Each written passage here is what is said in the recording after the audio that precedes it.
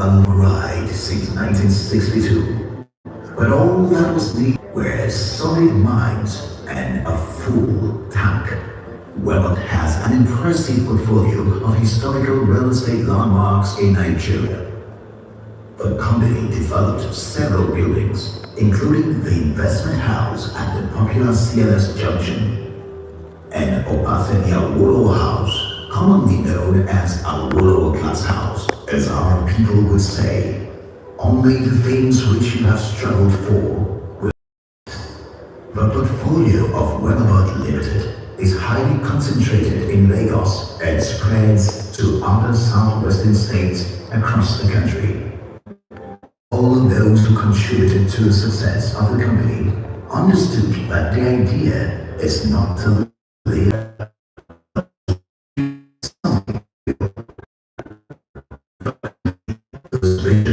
the flagship real estate solution provider has embarked on historical solid buildings that still stand strong today. In the next 5 to 10 years, I see WemaBod being the largest housing provider in Nigeria. We are already consolidating our real estate assets in places like Apapa, Ikoyi, Ikeja, Victoria Island, other states of the Federation, and repurposing them for optimum return. Stakeholders should therefore look forward to our delivery of large-scale site and service scheme, which will be enabled by our land banking strategy. We are determined to become the pioneer institutional rental housing provider.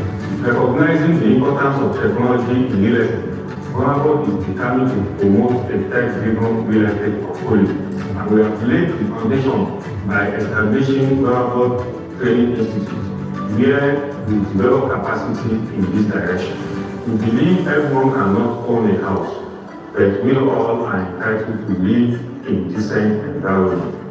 To bridge the housing deficit in Nigeria, WemaBod is determined to invest massively in the development of smart homes for the young and the aged. Therefore, WemaBod is determined to be the pioneer institutional rental housing provider in the near future. Understanding the knowledge gap in the real estate sector, we have set up WemaBod Training Institute for capacity building to achieve all of this. Building on the recent rating by Oncosco & Co., the support of the board of directors of WemaBod and Odua Investment Company Limited, I see WemaBod fast becoming the most reliable real estate investment company across Africa in the nearest future. Let's put our hands together for time. Fantastic, fantastic. We can do better than that for WemaBod. The exact reason why we are here. Can you hear me? Can you hear me? I can't hear myself. Sound guy, some juice. Some juice for the microphone, thank you. Can you hear me? Thank you so very much. Are we having a good time today? Are we having a good time today? Come on, talk to me. Are we having a good time today? Well, before I go any further, let me get you into some of my takeaways from the Vice President, which I think is very key and very pertinent at this point in time. Talking about inclusive housing, it did say it's about costs of living and affordability. Hello? That is very key. He also did call for properly planned public-private partnership. Mr. Vice President talks about, he says, inclusive housing works when infrastructures work. So you can't have infrastructure without having inclusive housing. If you want inclusive housing, you put infrastructure first. The infrastructure becomes the benchmark, the bedrock on which the housing will sit. I'm making some sense here this morning. Thanks. I'm not a pastor, but whenever I carry the microphone, I have this pastoral anointing that comes upon me. Hallelujah. Hallelujah. All right, so once more, let's put our hands together for ourselves. It's been a wonderful And let me say to you that our time is so fast spent. So as much as we can, I will be running to recover lost times. All right, so let me say a very big thank you to a few of our sponsors before we dive into our next conversation, which is the panel session. We want to say a very big thank you to our sponsors, S&M, Nigeria Limited. We want to say a very big thank you to you. Yes, Aerofield Homes Limited, thank you so very much. Transcontress Homes Limited, thank you so very much. Thank you. Trusted Advisors, thank you so very much. Dia Fatimileyi and Co. Say thank you. Thank you so very much. Ma and Mo Limited. Let's put that together for our sponsors. They're making this happen for us today. It's interesting. Standing IBTC Cattle, thank you for your support for the program today. And there are quite a number of them. I will call you later on the event. It's that time some of us have been waiting for. We'll be diving into a panel session right about now. And the focus for our session is around unlocking land and infrastructure for inclusive housing. Please take welcome my co-host, Abosede Osho, for this session. Let's put our hands together for our sponsor. Let's put our hands together for Abosede, please. Thank you.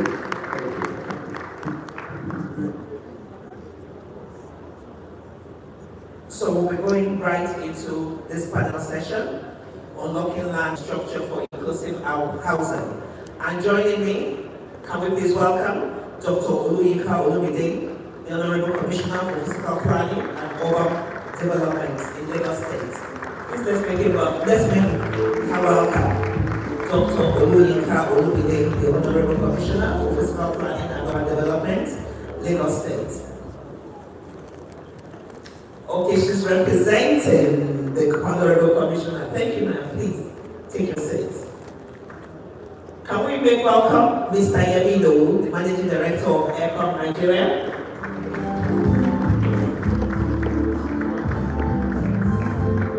Let's also make welcome Mrs. Sade Aliyu, the Managing Director and Chief Executive Officer of Urban Shelter.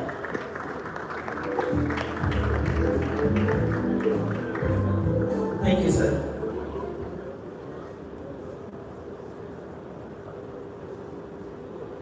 Let's make welcome Mr. Tola Akinwumi, the head real estate finance, Stanbic IBTC Capital. Thank you, sir.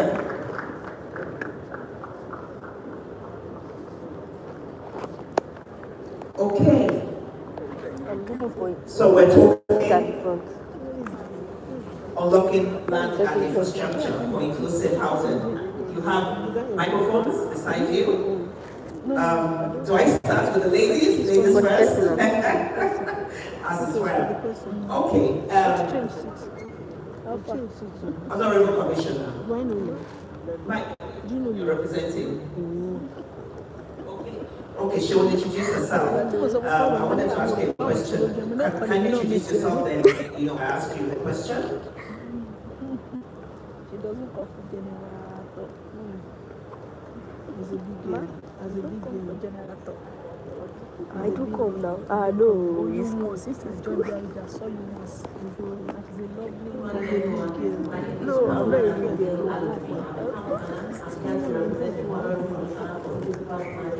Urban Development Dr. Oluyinka Olumide, who is unavoidably absent because of council meetings. Okay.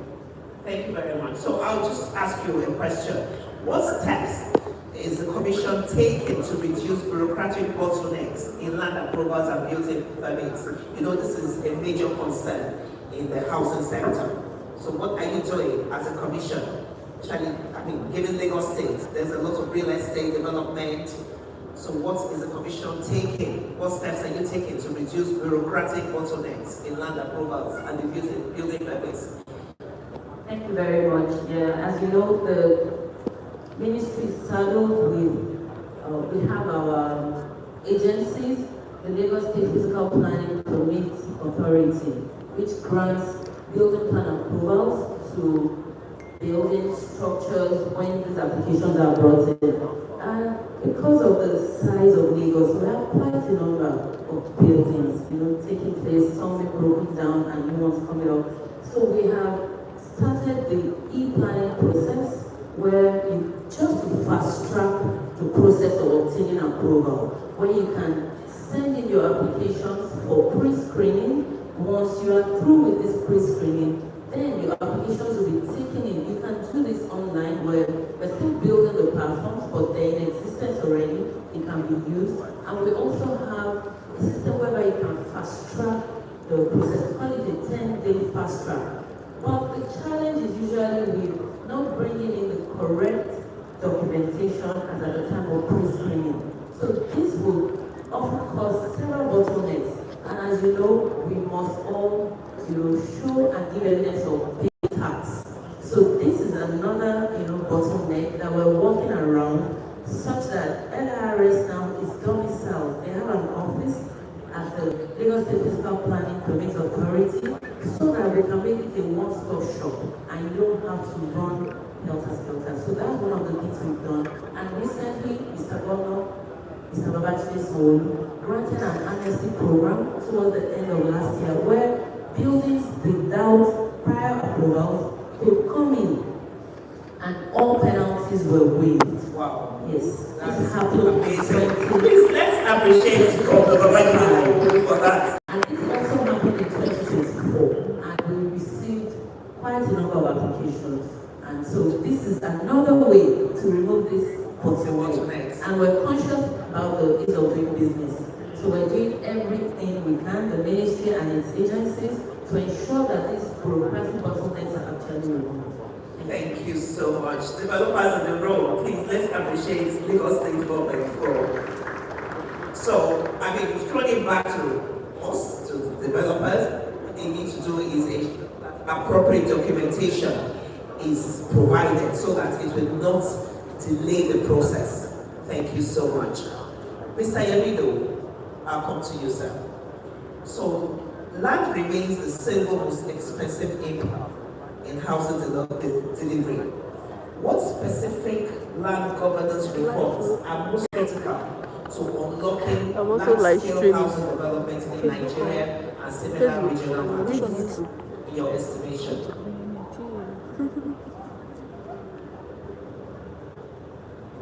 Hello. Okay. Thank you very much. I'll answer your question in a different way. I think most people overseas would never go through the process that we go through. Most people will buy or rent their house overseas because their housing stock is there. But in Nigeria, the housing stock is not there. We're a developing country. So we're having to create the housing stock. So the role of government is to facilitate this, which is what the town planner just explained just now. The role of the private sector is to invest their money safely. So the money will go to the most profitable side of the business. So naturally, the housing stock that people are unlocking or building is whatever is most profitable. So as a private sector person, my answer to this would be, as private sector, we will do whatever the opportunities bring for us. But as the Vice President explained, if government leads with infrastructure and provides the right type of land stock with the covenants that if you take this land, you can build 70% for your type and 30% affordable, or with this mix, then I think you can provide the right. Are you looking at social housing and because you did talk about your returns? What role? Because you have a role to play in social housing, like the Vice President, there is a depth of that. Okay, let me clarify it in a different way. Nobody will ever build a house that they will lose money. The only thing is that you make less money. So, by giving restricted covenants, the government is saying that you make less money on a certain percentage of your housing. In return for giving up this profit, we are providing this infrastructure for you and making this land available. So it's a balance. So it's a balance, it's a collaboration. Please let's appreciate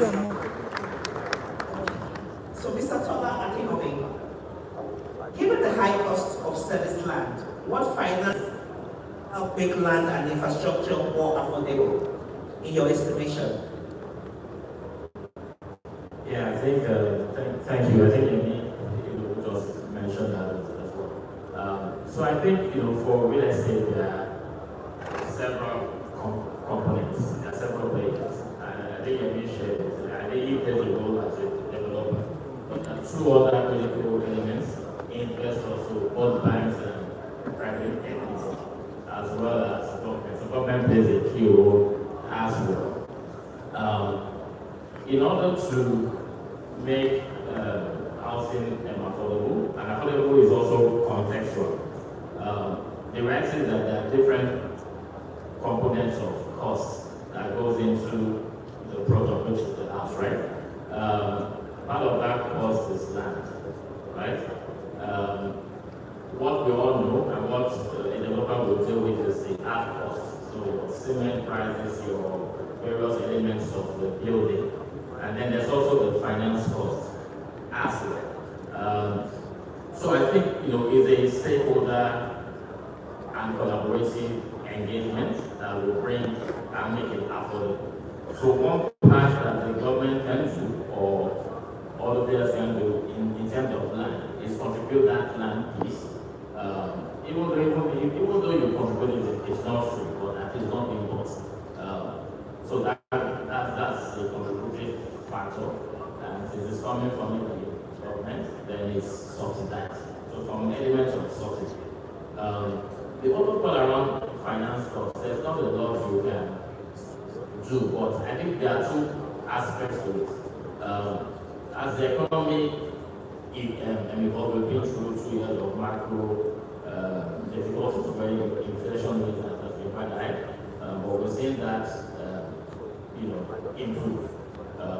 So your expectation is that with rates coming down, there's affordability for the developers, and that also impacts the cost. I think one notable thing though is, and what we say was also cost on the consumer side, is a recent policy where the government has introduced single-digit mortgages. So that creates effective demand. That itself also helps drive costs down, because if there is demand, the developers can build to scale. That reduces the more the unit scale, the lower the product price can also. And I think the last layer there would also be introducing more players within the space. So beyond developers, introducing institutional capital, so pension funds also coming into the housing, as well as to actually deliver infrastructure. So I think with those elements, it then begins to impact, and it's an ecosystem collaboration that then delivers lower prices. Thank you so much. So what I hear you say is there must be a lot of collaboration as well. That is key. Thank you so much. Can we please appreciate you for that? So Mrs. Aliyu, I'm coming to you. So from a policy standpoint, what one land or infrastructure reform would deliver the greatest impact on inclusive housing policy? Because we're looking at inclusive housing. So what is that one land or infrastructure reform that will deliver that greatest immediate impact that we're looking at? Thank you so much. Good morning, everyone. I wanted to first thank the organizers, MTV Chairman WemaBod, for bringing this lecture all the way from Abuja to Lagos so that I can speak to this amazing audience. I will give my answer with a caveat. I don't believe in one silver bullet solving what is a very complicated issue, but I can give something, and that is that when you realize Nigeria has a landmass of just under 1 million square kilometers, and the civil administration of that is under 37 men. Only men, because we don't yet have a female governor. And yes, clap. Please clap. We're going to get there definitely. Our minister is also it creates a very inefficient system that leads unfortunately to where we are now, where there's a lot of opaqueness, a lack of transparency, just the tedium of having to apply weight that you are years in trying to receive title. When you're not able to even then also digitally map what you have, something like 5 to 10% of Nigeria's land mass is digitalized. Imagine having a 5-bedroom house. And you know you have a 5-bedroom house, 2 living rooms, but you only have the key and access to the storeroom. That's the only place you can go in and find your furniture. So it's critical. Without those going hand in hand, without kind of, I don't necessarily need debundling or unbundling the land use act, but certainly looking at how we decentralize the ability for multiple agencies to be able to allocate land. With that, then you start planning. We heard from our Excellency the Vice President about how you first start planning. I would actually say you first start with data. With the data you have available, you then plan. With the planning you have, you then face infrastructure. And infrastructure is something that is very layered. You don't decide to just build water without consideration of where sewer goes, without consideration of where the power line goes, without consideration of where the road network is. And essentially, we're not in the 21st century as well. You're looking at how does the digital infrastructure work. Something we tend to look at, of course, is also social infrastructure. With Nigeria's population at 18 below, just astronomical, we should be able to have social infrastructure, parks, football pitches, recreational spaces, boxing, at every single neighborhood. So I'm sorry I diverged a little bit because, like I said, I don't necessarily agree that there's one answer, but if you're forcing me kind of thing, I would say then we look at decentralizing land allocation so that the land use act goes into its actual roots, which is that every Nigerian has a right, before sustainable, the global sustainable goals came in from the United Nations. Nigeria's act said you and I have the right to land. All we have to do is apply. In theory, beautiful, practically non-implementable. Thank you very much. Not one solution. There are steps to be taken, but we can start taking the baby steps and we go on and we get to where we want to be. Thank you so much, ma'am, for that. Thank you. I'm going to come back to you, madam. So, what mechanisms exist to convert underutilized or government-owned land into viable sites for inclusive housing? We have been talking about inclusive housing. Thank you.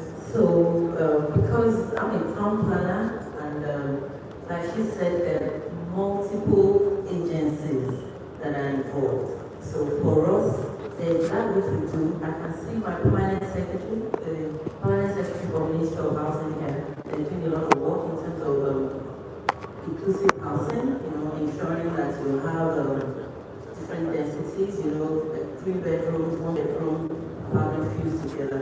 But for us, in physical planning, so what we do is not just granting the building permits. We actually put documents together that show us the direction to go. Planning, that's what planning is all about. We put these documents together, we prepare them to show us possibilities and proposals. We have quite a number of them. And I heard the Vice President say that, we need to put these things down. We'll put them down, but execution will take a long time. But there's still the importance of putting them down. The Lekki corridor, it's not new, really. There have been documents that are preceded what we're seeing there right now. And so, in these documents, we have possibilities, proposals. I was telling somebody recently, they talked about cemeteries in Lagos. Do you know that in I think it's our Ibejuleki plan, there's a place, I think it's called Cemetery in Ibejuleki, that is actually proposed for, citing cemeteries and whatever we want to do there. So these are what these documents actually do. I don't know if that has answered your question, but that's what we're doing at our end. So we have about 19 operating development plans in Lagos. From Ekpe to Ajerome to Okba, to think about it. We just need to look into them, look at these proposals, and that's where we rely on the organized private sector to come to help us implement some of these proposals that we put together. Thank you. Thank you very much. And coming from that, what role would the urban and physical planning play in large-scale housing delivery? So for us, like I said, we prepare the plans. Yes. We show you the areas by zoning that have been earmarked for residential, industrial, commercial, and all that. Then the other implementing agencies who were also part of this plan preparation will now go in to take their portion, partner with the organized private sector so that they deliver. If it is commercial, if this area is commercial, they go in with the investors in that space, and then they develop. So you still have other agencies to work with Yes. in order to deliver In to fact, I us think it's called the land large-scale planning housing delivery. So it is not something we do alone. Okay. And like I told my permanent secretary here, permanent secretary for Ministry of Housing, they have their own base. But I would say that the planning document is where everything starts from. Thank you so much. Thank you. So, Mr. Idowu, I'll come to you again. How would you describe inclusive housing? And who is inclusive housing for? It depends on who you're asking what inclusive housing is. So my answer is based on my own opinion on inclusive housing. So inclusive housing is not only to do with finance, whether you're rich or poor, it's also to do with your profession.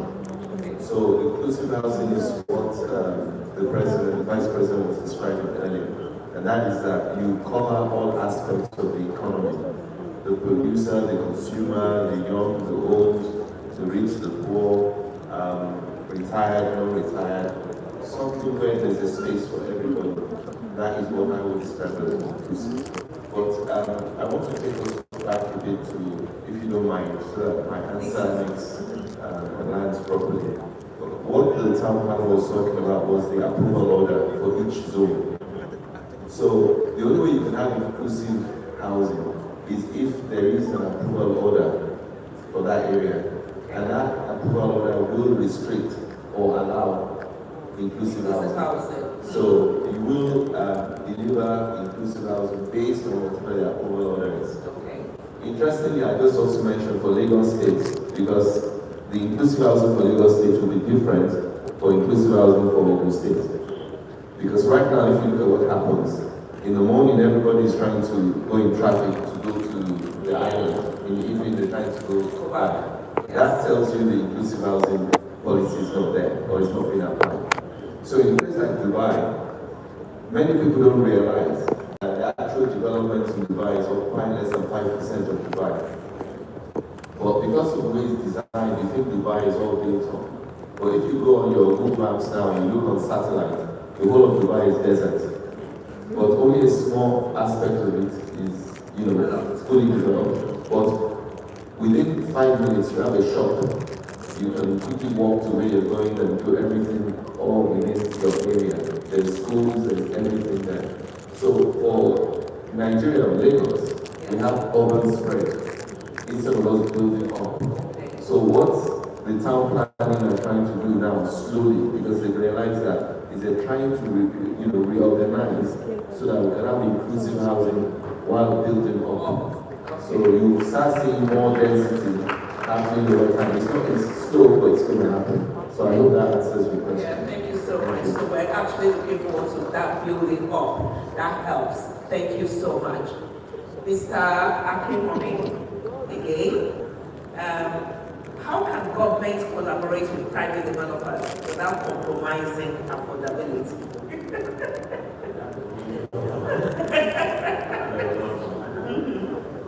Okay. I mean, there are different ways, but I would use. So I mean, the standard what we always say is PPP. So joint venture. I know this man. Right? I know you from New York. But I think actually, I would It's a tax for you. what. And always think about this is from the supply side. One of the but I think there's a shift in time, and we also need to think about the consumer. How will the consumer afford the homes? what is right for the consumer and How will I what put I mean by it? what They is are right member for of what is NICE. the income of the Of consumer and NICE. ensuring that the Like this product, man now. the type of I know him houses through is NICE. to suit So WemaBod that is a part of person's NICE. affordability. Like So I chapter, think yes, SS of yours and values, yes. So me, I had colleagues activities from that we're school. seeing in the market, So last year, you know, a so I mean, the lecturer role that came plays is and then he financing came with and some of us. supporting projects. So this year when I saw Training it, I is just a shifting registered. side, and with you know, for the very first time, we've been able to Some of see my classmates and did their achieve IT single-digit with WemaBod. interest. I think that's such a big catalyst. As Stanbic Advocacy, we've always financed real estate Mr. development. Akinomi, We've done a lot the chairman of of commercial space. maybe We've Unilag been alumni fighting something something. to support the residential space. And by my side is one of my feet. You know, I think we've got the major deal. Not major, but major.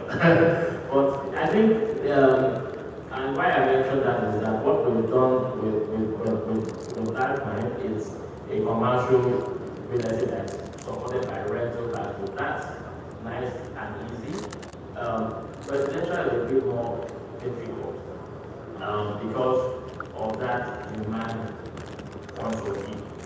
You know, and you know, so being able to have a lock-in process where that demand is effective and there are buyers to is a good place. Is a shift from relying on staggered payments. What staggered payment does is that it also elongates the building time and also exposes the project to cost overrun. In the end, that will drive the price up. So I think, you know, having had this shift, we all need to work together. I have plenty. Chibonata, is it plantain? Oh, I thought it was kuli alaka. It's primary capital, working with government subsidy, enable the local schools and produce the right product. That's the demand side. So there's a lot to be done on the supply side. The way our answer that, I think the DB mentioned it, is that collaboration and being able to contribute to the tax incentive not to give to the developers and also enable them, if they have to provide the infrastructure, particular infrastructure, I think with providing these units.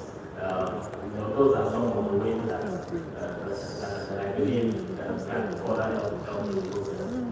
Those tax incentives, do we have them now? Yeah, I do think that there are. You know, I think from the investment promotion and NIPC, they have those kind of things. So it's for developers to go. And I think with the new tax reform that has also happened, there are those things. And again, I'm speaking on the consumer side. You know, if you also take mortgages and you live in the home, there's actually tax rebates that you get from that way. Okay. Interesting. So I'll come to you, Mrs. Aliyu, you know. So looking ahead 10, 15 years from now, what must change today to ensure that our cities grow in a way that is inclusive, resilient, and economically productive? Thank you so much. We need to think bigger than the micro scale that we're looking at. So that understanding that what you build on this will affect the next one. And all whatever we're in this forum talking about not just Lagos, but the regional planning. But I would actually say maybe nationally in West Africa. I'll give you a quick example. The main vein of Niger Niger, the worst river that affects Nigeria, most of the source of it is from Niger. There was a dam in Niger, in the country, where if they decide to open the floodgates, it will flood every single bank of the city that's around the river Niger. Similarly, they decide to hold water, then you're going to drown. So the synergy between states, the synergy between countries and regions is vital. That coordination and integration is incredibly important if we want to ensure sustainability and resilience moving forward. And it starts at day one. So the planning we do today goes into tomorrow. Our legacy is literally being built in front of us. And it's either we decide to be the driver or we're reactionary and we are victims of the process we cannot even get in front of. And that's a dangerous narrative that Nigeria would describe as do I say a region or even an African line. What do we do practically? So we talked about already decentralizing land. We talked about potentially infrastructure and how the government can come into that. We understand as developers that actually infrastructure can cost anything from 50 to 30% of the overall cost of construction. So by reducing that cost of construction already, we're giving people a rate of units that are more affordable. If your house costs 10 million naira, but the government has covered 3 million of it, then that's 7 million. Mr. Tola, my big brother, again talks about taxes. There's a tax order, I think executive presidential order 7 or 8, that allows for exemptions on certain taxes. It's a bit complicated. If we simplify and go the Kenyan route, where developers are giving 10 to 15, 20% on corporate tax, immediately that also can feed into government. It can feed into you and I, individual Nigerians that are trying to get onto the poverty ladder. Lastly, of course, is the financial side of things. And it's to look at the demand side and say, well, even a 1 billion naira is actually affordable. It's affordable if you have a long-term horizon in terms of mortgage. It's affordable if you have a single-digit mortgage interest rate. There's multiple agencies coming in, but Federal Mortgage Bank Nigeria remains the optimal one. It's giving rates of 6%, but because it's so subsidized, it means a huge number of applications takes years and years.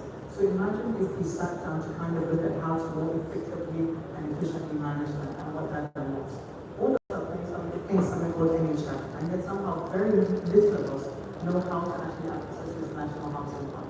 So I go back to my first comment, which is that it's a collective number of decisions, a collective number of actions, decentralized decision making, empowering at every level, so that collectively we can then have a timeline horizon.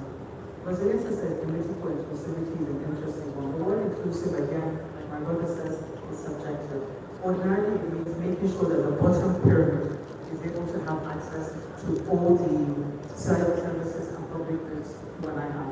And I have a confession to make, because we should distinct and identify the difference between social housing and affordable housing. The group I work under urban shelter, I can build property for 15 million naira. 15 million naira is still beyond and above the reach of a lot of Nigerians. Or 1 million naira might be above and beyond the reach of a lot of Nigerians. And so there's a distinct role, just like our Vice President, His Excellency mentioned, that there's an intervention that has to be done for social housing that actually private sector-led groups cannot. What private sector-led groups can come and do is to support us around social housing. If I know that social housing happening 5 hectares, then no doubt there will be people, because infrastructure has opened that area, for private groups to then come and also open another 20 hectares. The economies of scale that go into large-scale production makes it work. A very small micro example, again, I will use the example of urban shelter. There's 20 to 25% of offerings of developments we do that are just for break-even. They are break-even, they're not meant to make profit because our founders said we are going to produce houses for the masses. So it then means that we have a perfect, thank you. It means that we have an understanding that the other projects will subsidize the profit for the business. On average, we work on 14, 15, 16 projects per annum, delivering about 45 every single year, and then we start at once. We know that the 1 or 2, 3 in that year that are going to simply break even, the objective and aim is to see how many Nigerians can we get into the poverty line. And once we reach that, the goal is complete. It isn't to make a single line. So again, imagine if we had tens, hundreds, thousands of these kind of organizations, even without the government being in place to tell us what we should do. We take out the why of our corporate sense of responsibility to say we're going to provide housing and more profitable kind of products we have is subsidized the lower end of the market. So 10 to 15 years, I would advise us all to get on board with this. 10 to 15 years, urbanization is only going to increase. We don't even know how many brothers and sisters we have in Nigeria. 250, 300, we're growing. And mashallah, we like to reproduce in Nigeria. The only thing that won't reproduce is land. Although Lagos is doing an amazing job of reclamation. Wow. But this is a national call. I hate the term national call to action. But we need an intervention. We've had intervention in agriculture. We have intervention in highways. We have intervention in rice production and so on and so forth. But for some reason, housing seems like a dirty word, it seems like a luxury. It is a basic human right. Housing is a basic human right, and we sure need intervention. Thank you so much, ma'am, for moving from just the dialogue to the implementation. Our time is fast spent, so I'm going to be asking everyone to give, someone to live with us that will move us from the dialogue to the implementation towards inclusive housing. So I'll start with you, Mr. Bode. Thank you, sir. Mr. Ido. Okay. So, if I'm going to leave a word for everybody, I think there was a warning in the introduction that said we shouldn't live here and talk and then nothing happens. That's right. A lot of planning is long term. So, but you have something you can do in the short term and then hopefully lead to medium term. The Chinese people say that if you want to get rich, build something or produce something. So my takeaway is that no matter what we do, let's build. Build a road, build infrastructure, build something, just build something. Because if you look at what Jack and all these people did then, if we had sustained it, if we had sustained what the Western region did till now, we won't be where we are. If we had sustained what Jack and did till now, we won't be where we are. So when we leave this place, let's just have something in our mind that we should build. It doesn't matter what it is, let's just build. Because shelter, at the end of the day, is the game. Whether, if you build 4 walls and a roof, somebody could come later on and furnish it. Make it nice and look pretty, but build something. That's my takeaway. Let's keep building. Please, let's appreciate Mr. Yemi for that. Madam, your takeaway for us. Yeah, my takeaway from here, from what she said, government cannot do it alone. And so we have to collaborate. We just have to work together. Yes, there's a right to the city, there's a right to housing. Government cannot build houses for us all. We just have to work together. When the private sector, when they have their ideas, they can key into what we have prepared so that together we can break or close the housing stock deficit. Thank you. Thank you so much. We must work together to stop the housing deficit.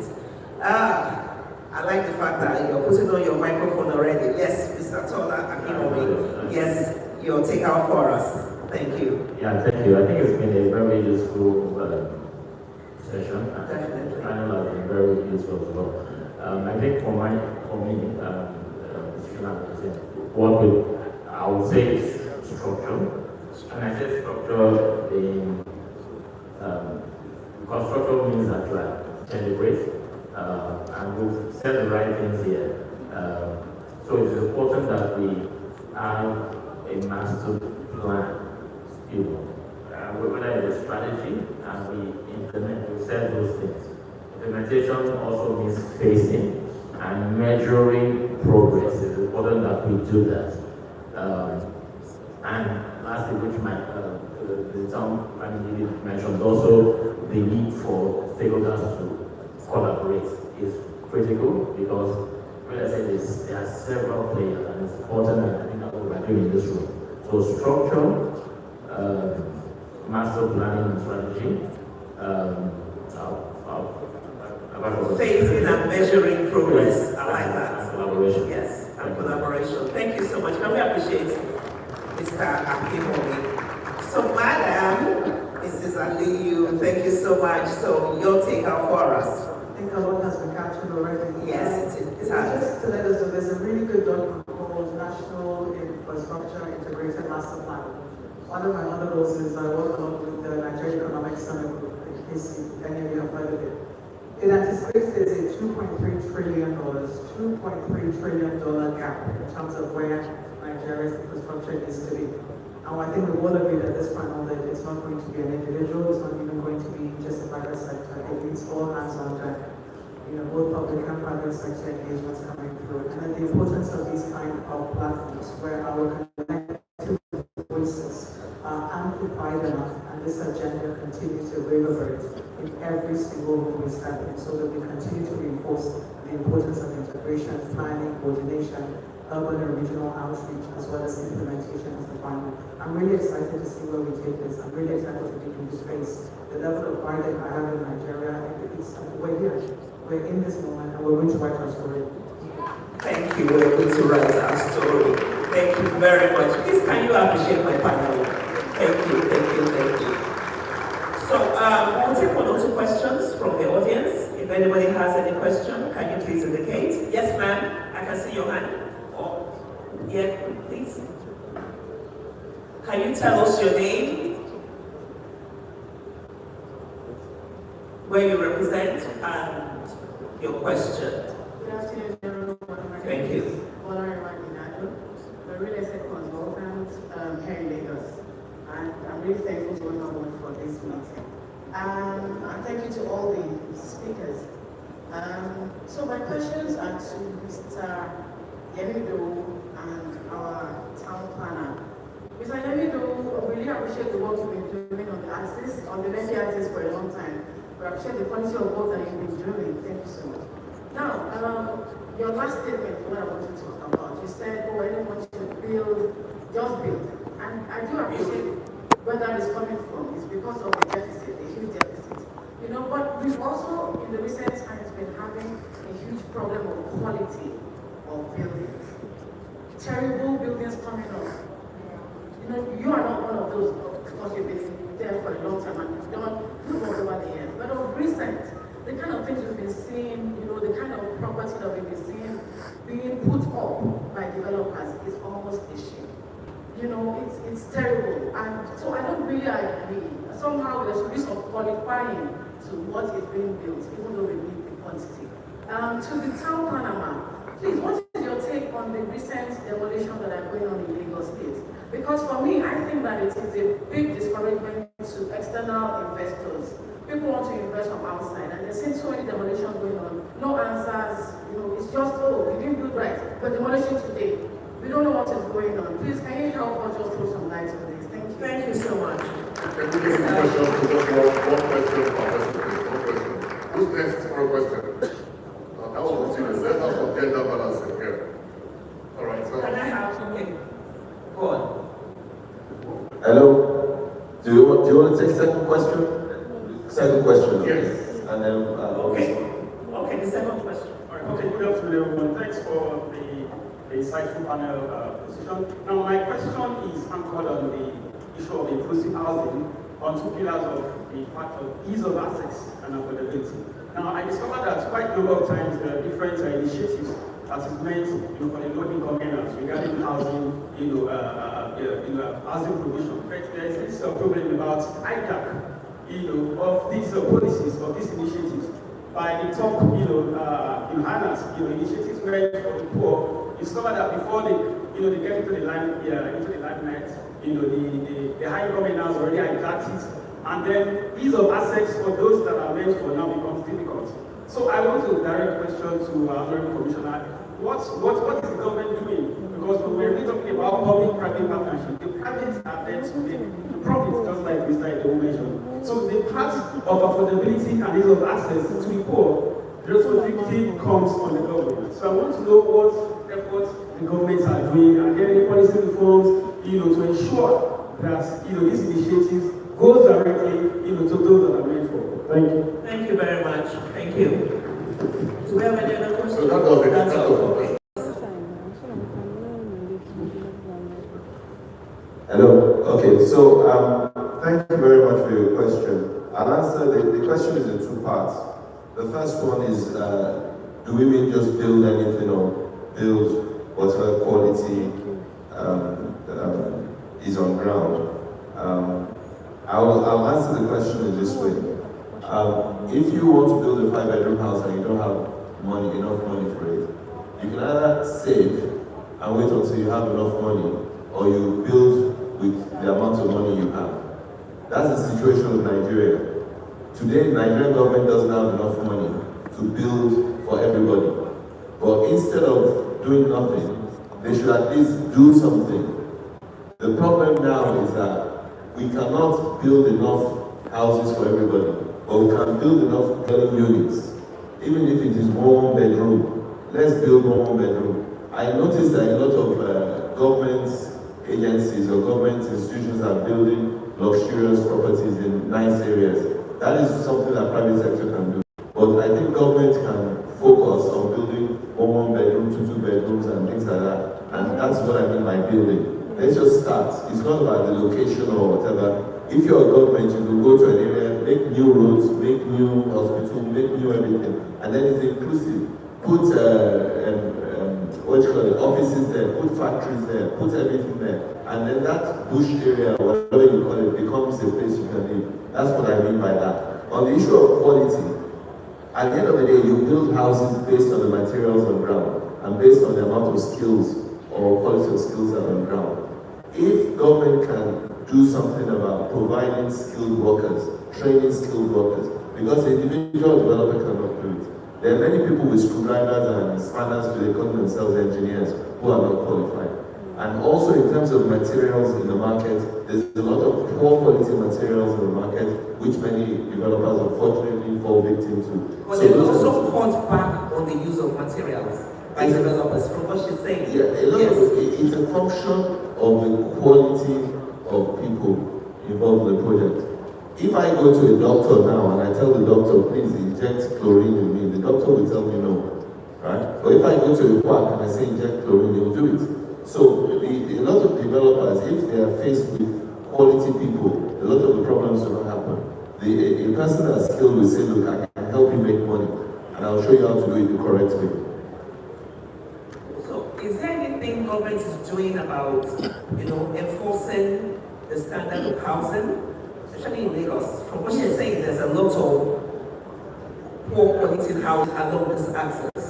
Yes, there's it's all about enforcing the rules that are there. There's a Lagos State Materials Testing Laboratory where they go out to ascertain the quality of materials that are being used to build the structures. And for the question of demolition, this is about working together.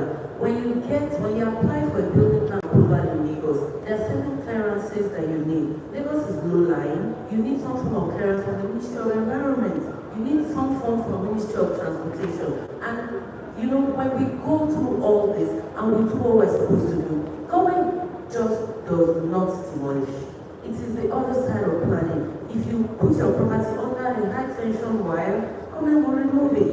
Because there are standards you're supposed to adhere to before you go into your construction. Thank you so much. Can you also address the zoning and transportation network? Was asked. There's a question on zoning and transportation network for you. I didn't get the question on zoning and transportation. The chairman sent that to us.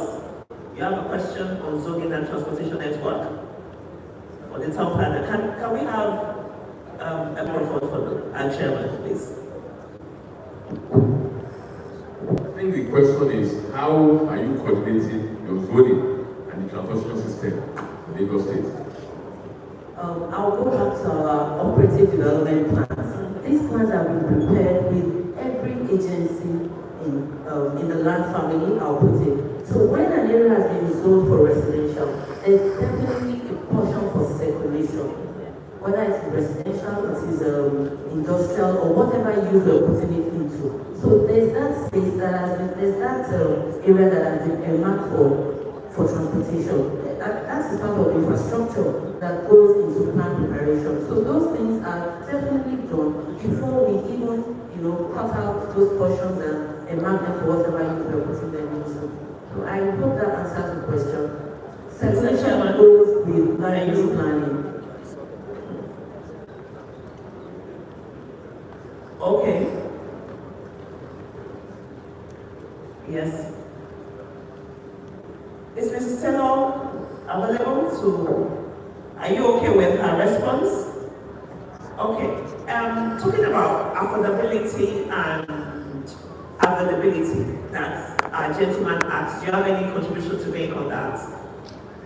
So on affordability, there are three agencies, actually quite a few It's a case of how you approach. So the under Murphy, that's Ministry of Finance Incorporated, they're running something called the MREF, which gives you access to mortgages under the kind of developers they are guaranteeing. And I think it's between 25 to 100 million dollars, which is actually quite reasonable. There's also the Family Homes Fund, and that comes again, I think, under the Ministry of Finance. They also issue loans.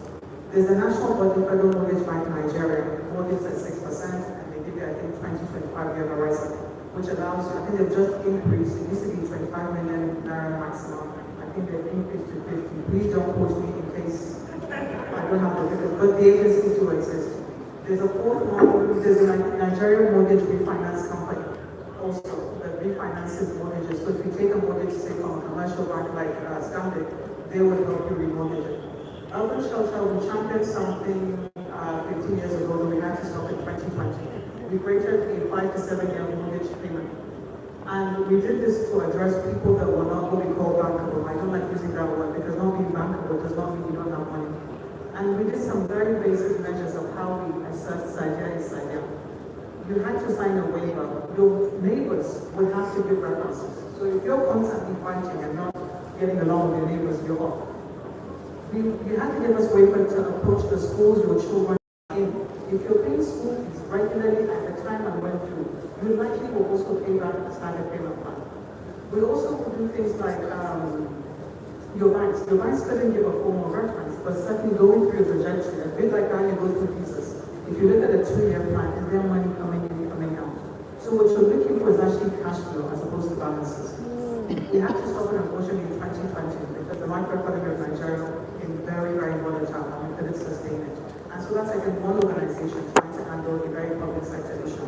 But the government itself now in Nigeria is running 4 programs directly detailing or directly trying to address how you access funds alongside the developers. So that helps.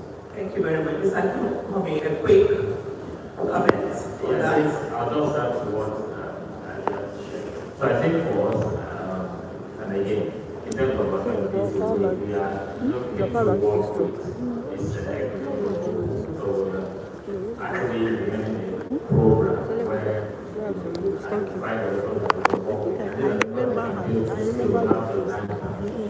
getting able to do skills, practice of products can be affordable. And then you look to match that directly from these mortgage schemes, the MREF, the Family Fund. So creating more housing stock and being able to match that with buyers at this subsidized rates. Thank you so much, distinguished ladies and gentlemen. Please can you appreciate my panel? Helping us to unlock land and infrastructure for inclusive housing. Mr. Levin Wood, thank you very much. Madam, representing Dr. Olumide, thank you very much. Mr. Tola Akimomi, thank you so much. And Mrs. Sadia Aliyu, thank you very much. Thank you. Please appreciate them. Please, while we start for a quick photo session, can we do a quick photo session? Yes, the MD will invite you. Thank you, Chairman, we invite you. Please, the photo session.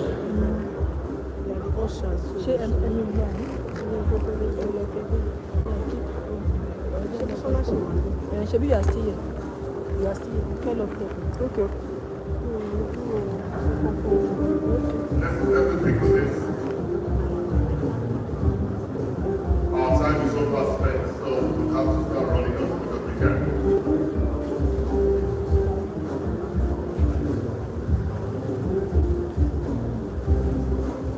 All right, cameraman, let's get it done in 60 seconds. 60 seconds, the time starts now.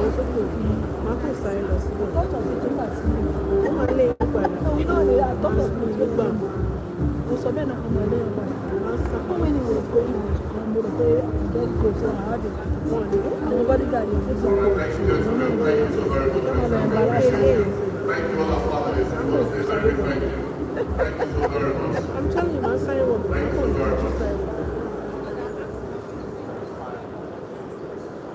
Can we exit the stage, please? Thank you. Thank you. Thank you, gentlemen. Can we put our hands together for our partners? I want to believe that God has some clarity to the conversation.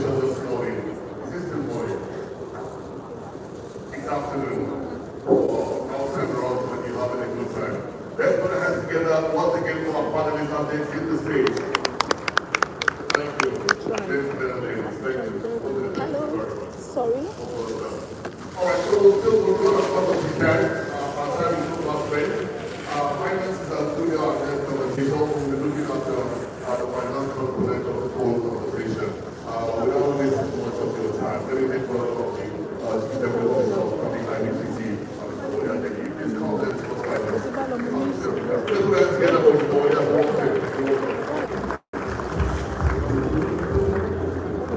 Let's keep the applause going. Let's keep the applause going. Let's keep the applause going.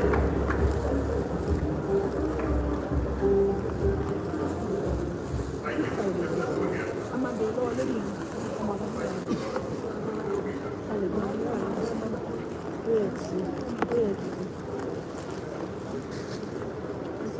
All right, so I'm sure this is one conversation a lot of you will be interested in, like I am as well. Finance is a big concern. Talking about housing is very key. We'll run this session for the next 15 minutes. I'm aware Mr. Wale has a meeting to attend. I'll held it back for a while. So let's run as fast as we can. Mr. Wale, people here. Let's be sure you're hello? Yeah. Yes, this is the housing finance as a key component of our conversation this morning. There is a structural misalignment, many would say. Help us understand what a financial model can be realizable in trying to bridge the gap within the financing model in housing. Thank you so much. And it's been a very good session right from the beginning, and the last panel session was quite very good. And thanks for the opportunity to talk here. If I want to start on a very, very light note, right, to say that financing is the easiest part of anything. It's the easiest part. If we used to say this, as bankers, we say we want to raise deposits. For you to raise deposits from people, you go through a lot of process, and before they give you their money.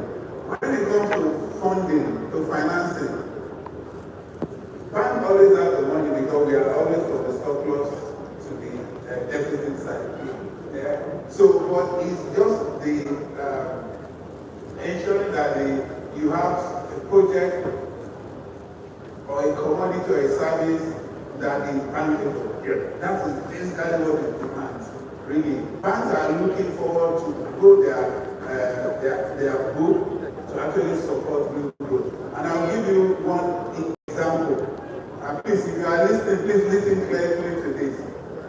I work for Standard IBTC, part of Standard Bank Group.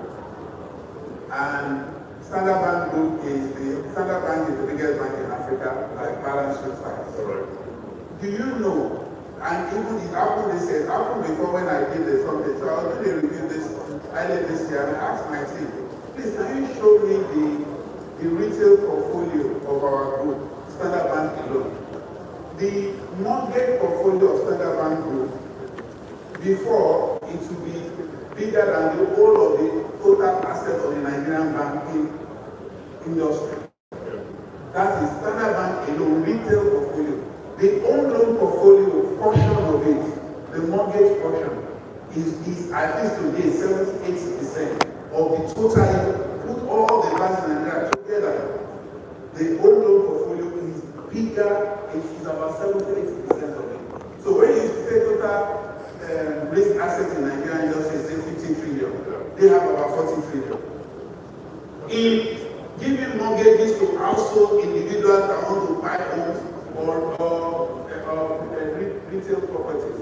So that shows you that finance is available, but it's how do we are banking those stuff.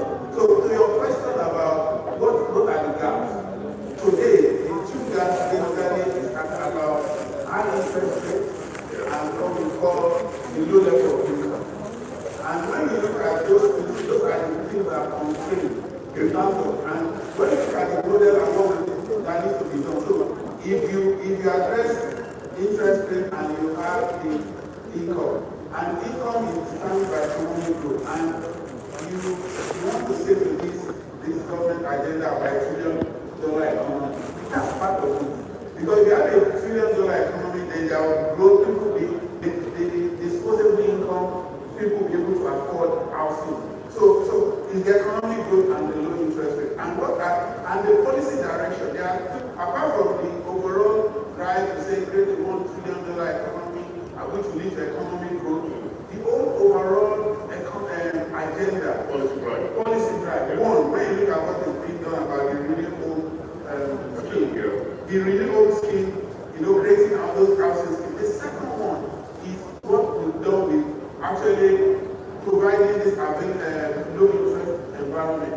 The MREs, and I would say boldly we are working directly with them, and I would say the number one bank when I look at the amount of funds they have disbursed and they have continued to disburse. 19, I asked you about that social gap.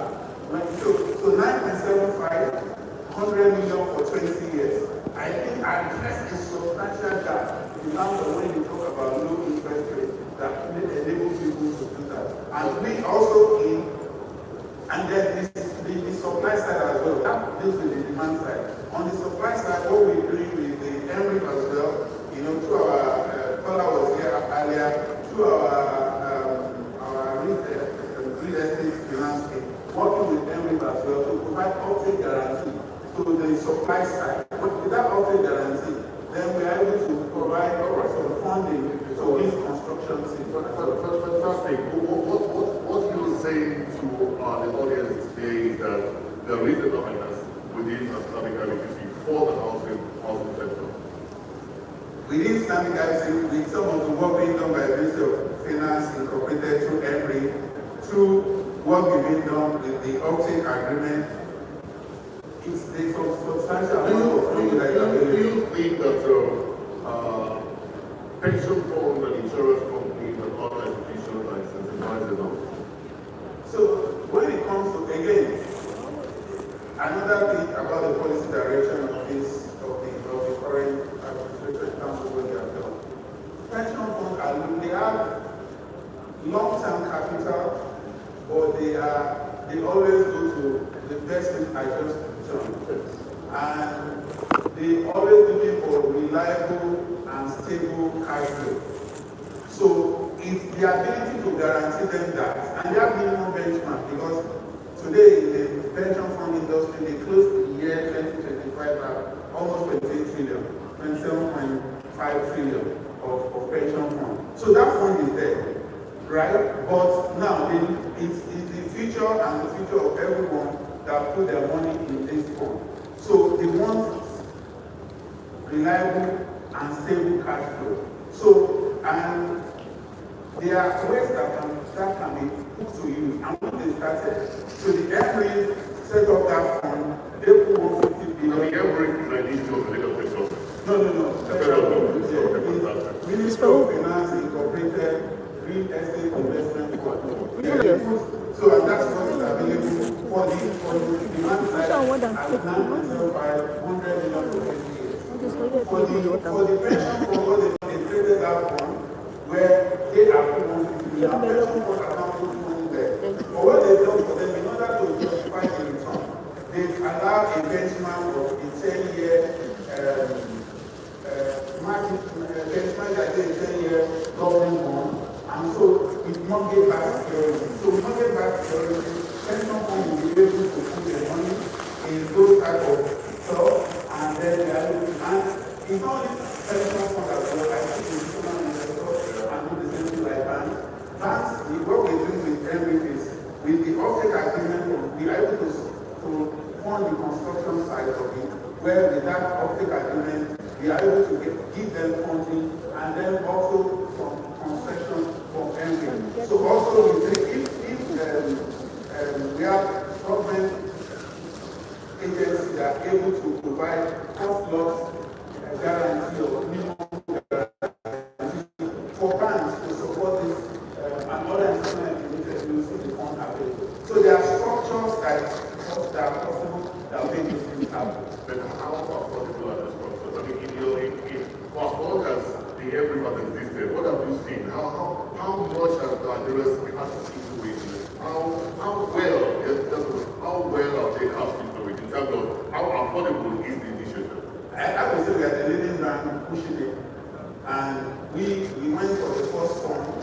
there's a maximum amount that you can get as we got the maximum amount. We've gone back to get almost more than that minimum amount to discuss. So I think it's catching a lot of people are not aware of it. I can say that on a per day basis, I would say that we're booking almost 5 or 6 mortgages per day for people who are taking advantage of this 100 million 9.75 for 20 years. And I think it falls into the bracket of what most people can afford in the main cities. In the main cities, okay. But I'm just going to together for this one. I'm sure it gives you some clarity here. Many of us are not even aware of the everything initiative, and he's saying to you today that you... Yeah, we have a stand outside there that tells you before you go, and if you are listening online, there's a stand there, you can get those things, but it is available, and I think most of the banks are participating in this scheme. All right. Let's look at concern around interest rates. Yes, many would say we have seen inflation taper down a little bit. The last NPR saw a reduction of about 50 basis points. We're hoping that maybe at the next NPR, that NPC meeting will also look at concern around the NPR. How does this change the narrative for you? 100%. One of the, I'm a banker, and I'll say this current central bank leadership, and we go through the circle of what we've gone through as a country and economic structural adjustment. Yes. I would say in recent, over 30 years in the industry, I've seen them as the best in terms of focus, target, transparency, and trying to get the right things done. Please bring it on. You want to clap back. You want to clap. Thank you. Thank you. Yeah, it's impeccable what they've done. They were very, very focused. They said, our focus is price stability and inflation management. And what have they done? And when you look at price stability, you see the devaluation of the currency has happened, but you cannot see the improvement. I think now Naira is trading at less than 1,400. Then when it comes to interest rate, because of the structural adjustment that needed to happen, we see inflation and interest rate. Why inflation has come down? You expect, the outlook for this year is, you are going to expect that from a marginal policy rate perspective, you are going to see a 300 to 400 or 500 basis points. Wow. You are going to see. They needed that. Correct. Yeah. So most economic analysts and outlook will tell you that will be the outlook. So I think they were responsible. We can't have those structural adjustments without actually managing that. Because at the end they will just go ahead and lower the interest rate. We will create some other economic discussion. Now we see food inflation come down, we see the increase, and I think the interest rate will go into the same. And what happened is that there is not a direct correlation between the NPR and the nominal interest rate. Because what happened is that while today NPR is 27%, I think banks are following at almost 100 basis points lower than that. And as this goes down, so we see that really will change over time. I think this year, for sure, we are going to see a 300 basis point reduction. Let's put our hands together for Mr. Williams. Let's put our hands together for him. Now, I'm sure you have a question or two. We can accommodate 1 or 2 questions from the audience. This is a very critical conversation. Finance is the heart of housing. You have a question or two, with a raise of hand, then we pass the mic, and let's have a question or two from Mr. Williams. If we have them, let's take them. Whilst we are getting that ready, straight to the point this morning. What is your outlook for the real estate sector for 2026? I think the conversation that we had, I think from when you look at the GDP outlook, and there's also one report I think is doing, for the first time, I think they must have published something in the past. Well, I would like you to go and read the Central Bank 2026 economic outlook. He said a lot, very interest rate, you're looking at where the currency is going to be, and some of the other economic parameters. And when you look at the real estate, I think the outlook is very, very positive. When you look at what the interest rate outlook is, what the policy drive of this current administration is around testing, and what WemaBod is doing to try investment professionals, this this conference that we have today, you can see that we have to be very positive. When you look at what His Excellency the former Vice President has said, and what is possible, and I want to lead into the Southwest Development, and I want to lead. I think when you talk of also this president, all the development commission, and look at what they do, I think from a real estate perspective, I will very, very close. Also very, very important. Let's put our together for the audio again. Do you have a question? Any questions from my guests? I can see hands going up there. Please put the mic. We'll take just 2 questions. Let's get your name and what you represent. And please 1 question in 60 seconds if you can.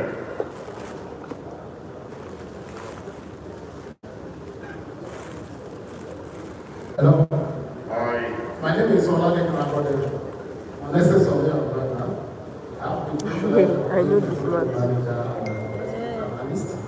My particular concern is our Connected to each other on LinkedIn. particularly the interest rate. It's very sweet for us to hear that we have simple digits. But how realistic is this? Presently, our interaction with family homes, and even Ministry of Finance incorporated real estate investment fund shows that for developers, it's still double digits, between 15 to 18%. Please, we need you to help us to look into this. How can we have inclusive housing, particularly where it is for sustainable income generation, and this double digits? Thank you. Thank you so very much. Do you have another question?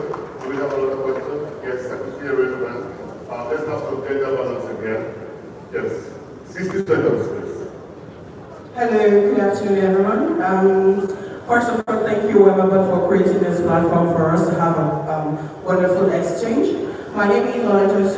I'm into Sharia compliance, investment and finance, capital raise and investment banking.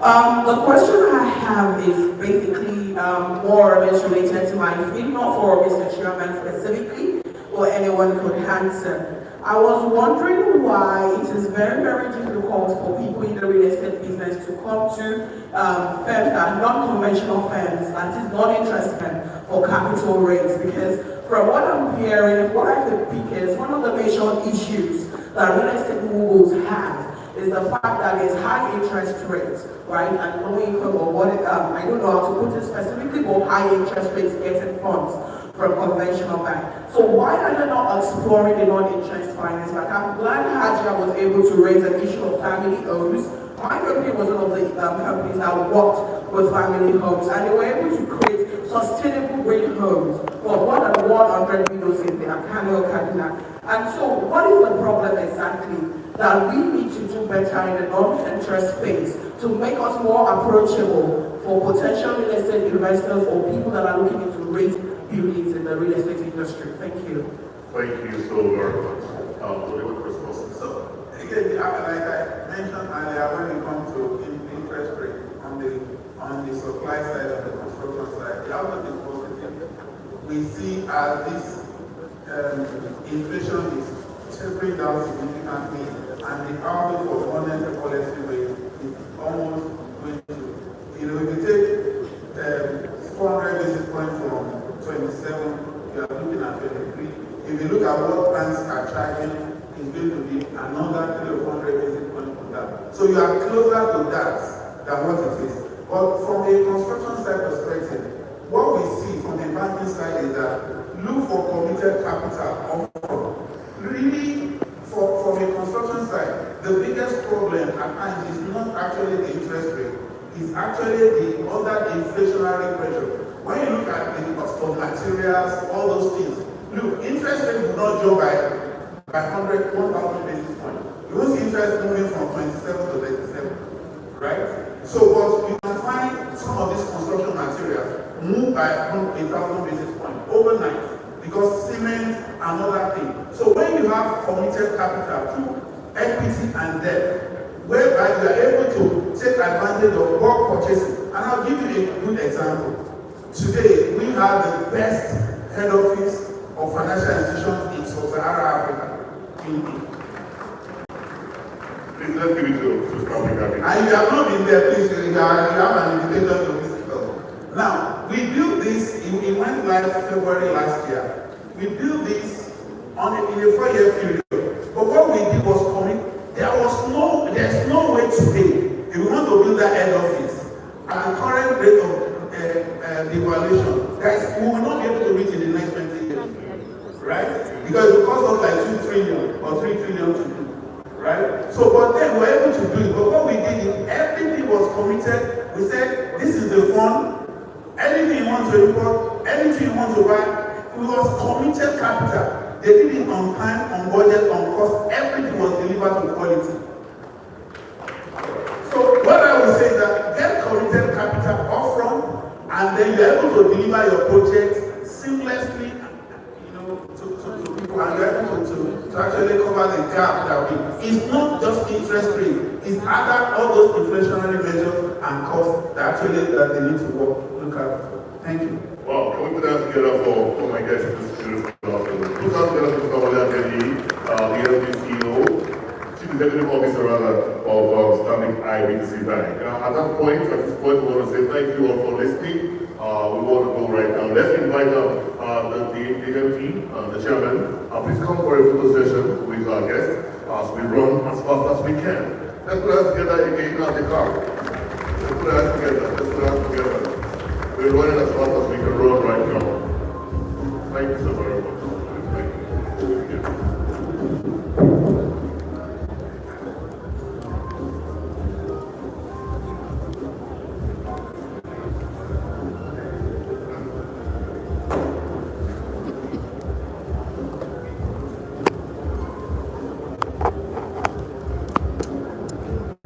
Please, can I use my pod? I think this pod is slow. Kúrò lójú kan látẹ̀kọ̀. Sí ìtẹ́tí sọ́fún.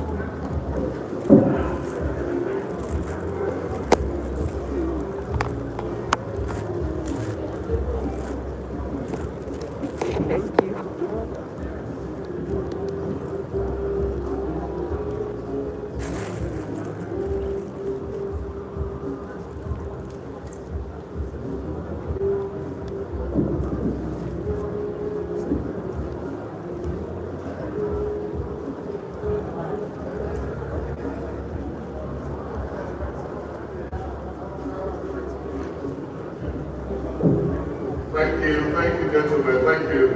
Let's put us together again for Mr. Oriental. Let's put us together for Standing IBTC Bank. Let's put us together. Okay, more pictures? Cheers. Whilst we have on the picture, can we have a representative of WemaBod? WemaBod, brother. WemaBod? Can we have WemaBod? Can we have a representative come speak to us as quickly as we can before we have the next panel session? Representative from WemaBod Limited, who is doing that for us? Fantastic. Yes, fantastic. Okay. I want to quickly recognize the former managing director of LSDPC, former executive director of LSDPC, Mr. Kone Aromola. You are the executive director of LSDPC. They put their forward. Please. Thank you very much for coming. Thank you, sir. Thank you.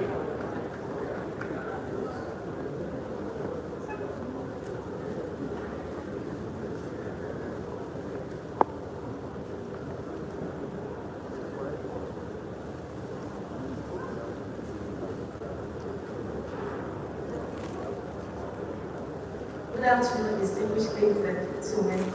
Let's stand on the existing protocol. So I know while we're watching the corporate video, we mentioned some of the projects that WemaBod has in custody.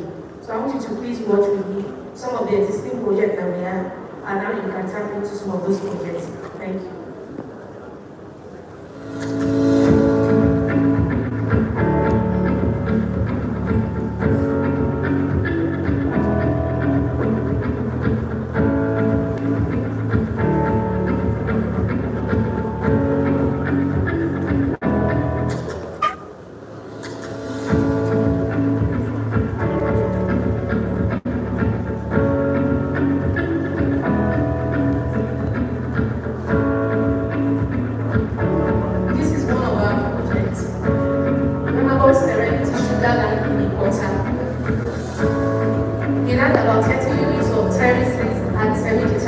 duplexes, triplexes, and it is delivered pre-finished. That means it gives you the opportunity to customize your inner unit as you want.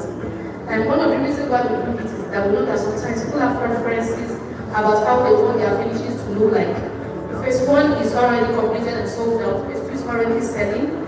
And our terraces are going for 210 million naira. We have the option of paying outrightly. We also have the option of a flexible payment plan, or if you want to purchase via mortgage. And the other project, the semi-detached, is going for 220 million outright price. If you want a flexible payment plan, it's set to be delivered in the third quarter of this year. And first one is sold out. That's a payment plan. If you're interested in any of those units, it is designed for medium income earners, and it is such a way that even when you want to rent it or you want to earn profits, rent from it, it is easier to do so. And so, whichever unit you're interested in, any of our sales representatives that are strong, we'll be able to plan the trip. And initial deposit of 30% is what we require. Then you can spread your payments for as much as 3 months, 6 months, or 9 months.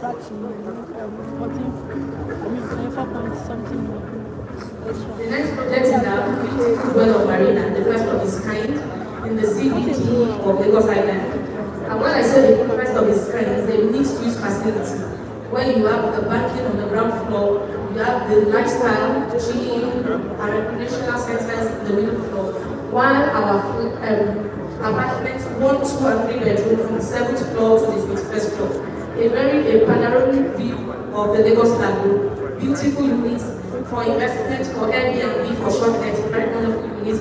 Our units are ranging from 185 million to about 450 million. So there are different sizes, different units that are available for you. It is set to be delivered in the 12th quarter of this year to flexible payment plan, 9-month payment plan. If you want to pay outright, you will willing to speak, you want to acquire living because of the other floors that will occupy the residential living.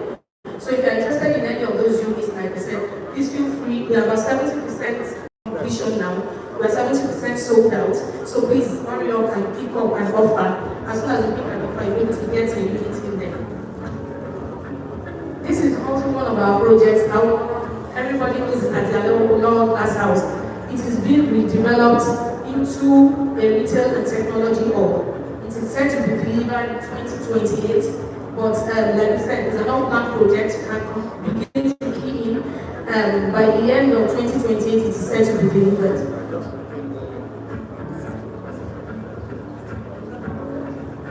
These are the facilities that will be available, large commercial floors. And one of the things is that for WemaBod, one of our plans is to also be very innovative, and that is one of the reasons why it's coming up.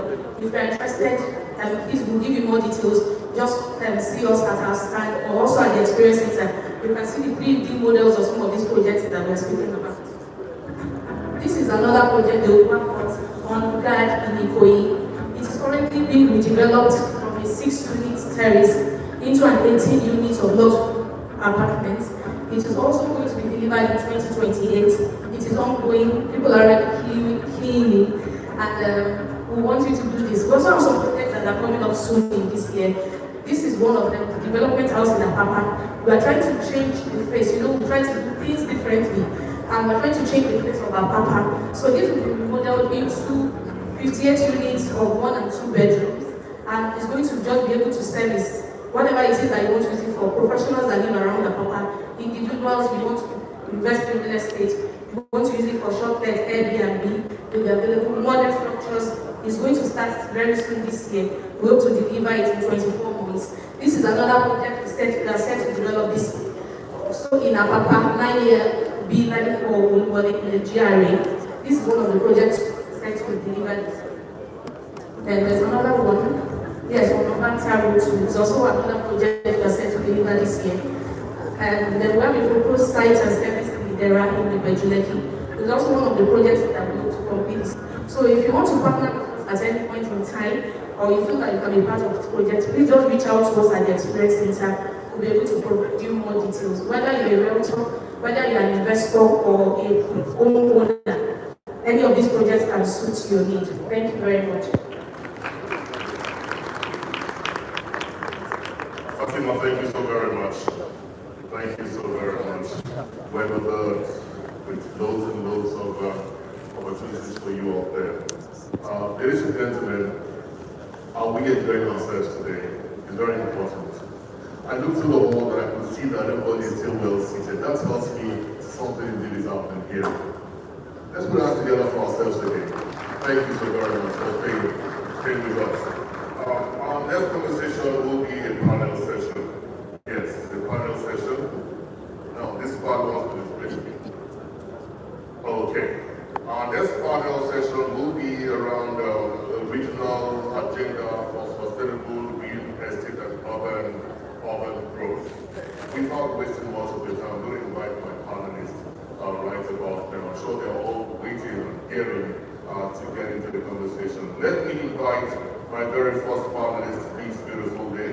He is Dr. Charles Akiola.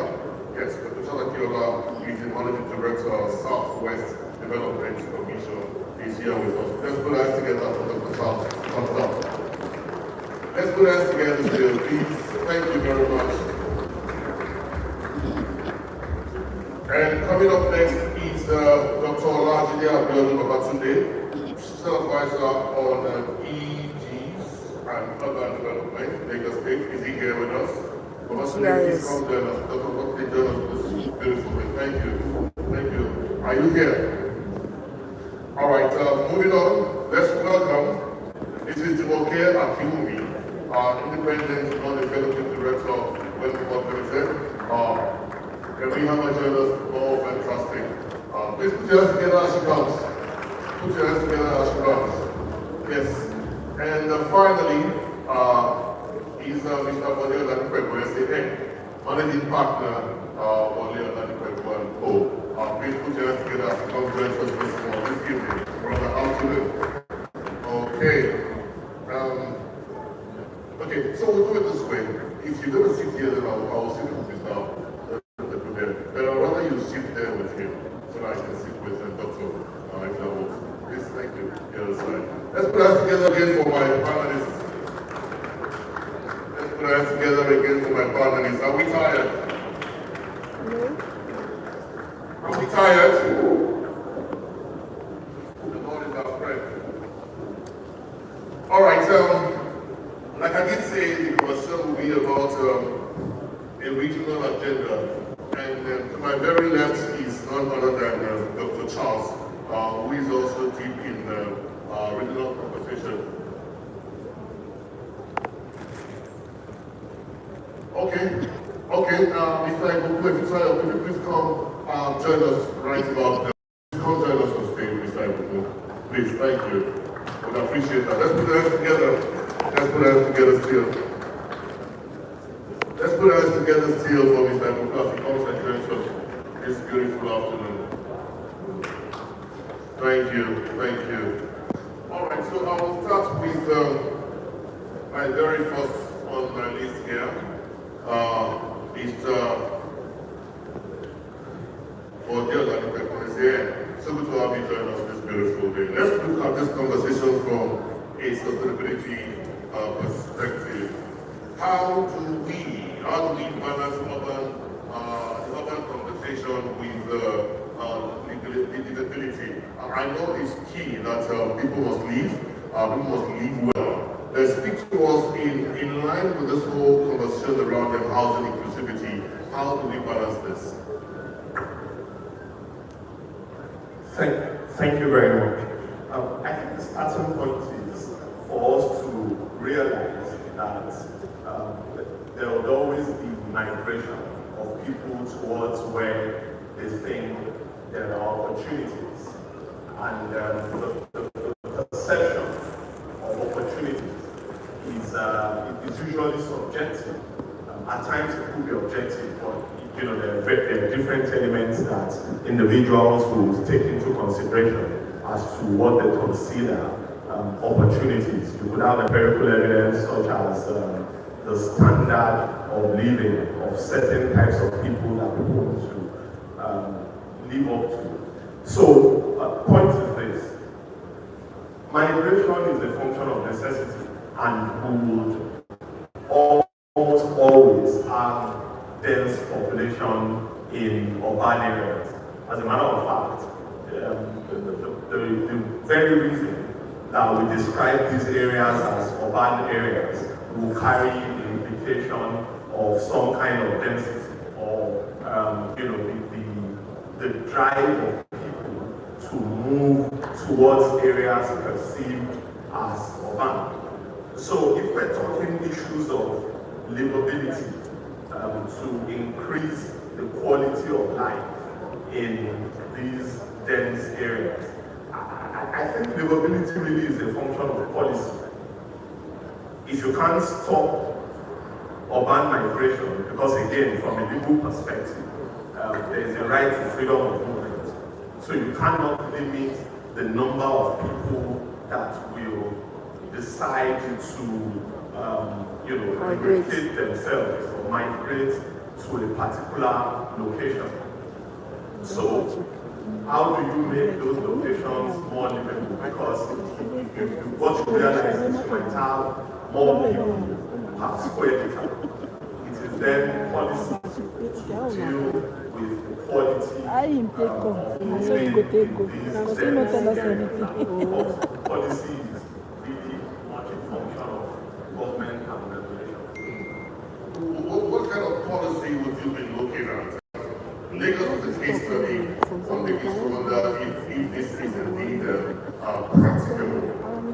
Just recently we saw what happened at the axis. We also have the Orosuki axis. I mean, you begin to wonder how we can balance this. Thank you very much. And that's another deeper conversation to get into, dealing with issues like Marco and all of those interventions. Because the fact that you demolish or the fact that you drive people away from Marco today does not mean that another Marco will not be created tomorrow. Because these people must leave. Again, I've spoken about necessity, or I mentioned necessity. People don't set out to live in slums, or well, I think I should rephrase that. People don't necessarily live in slums because they consider that is the best for them. But they live in slums because they must live somewhere.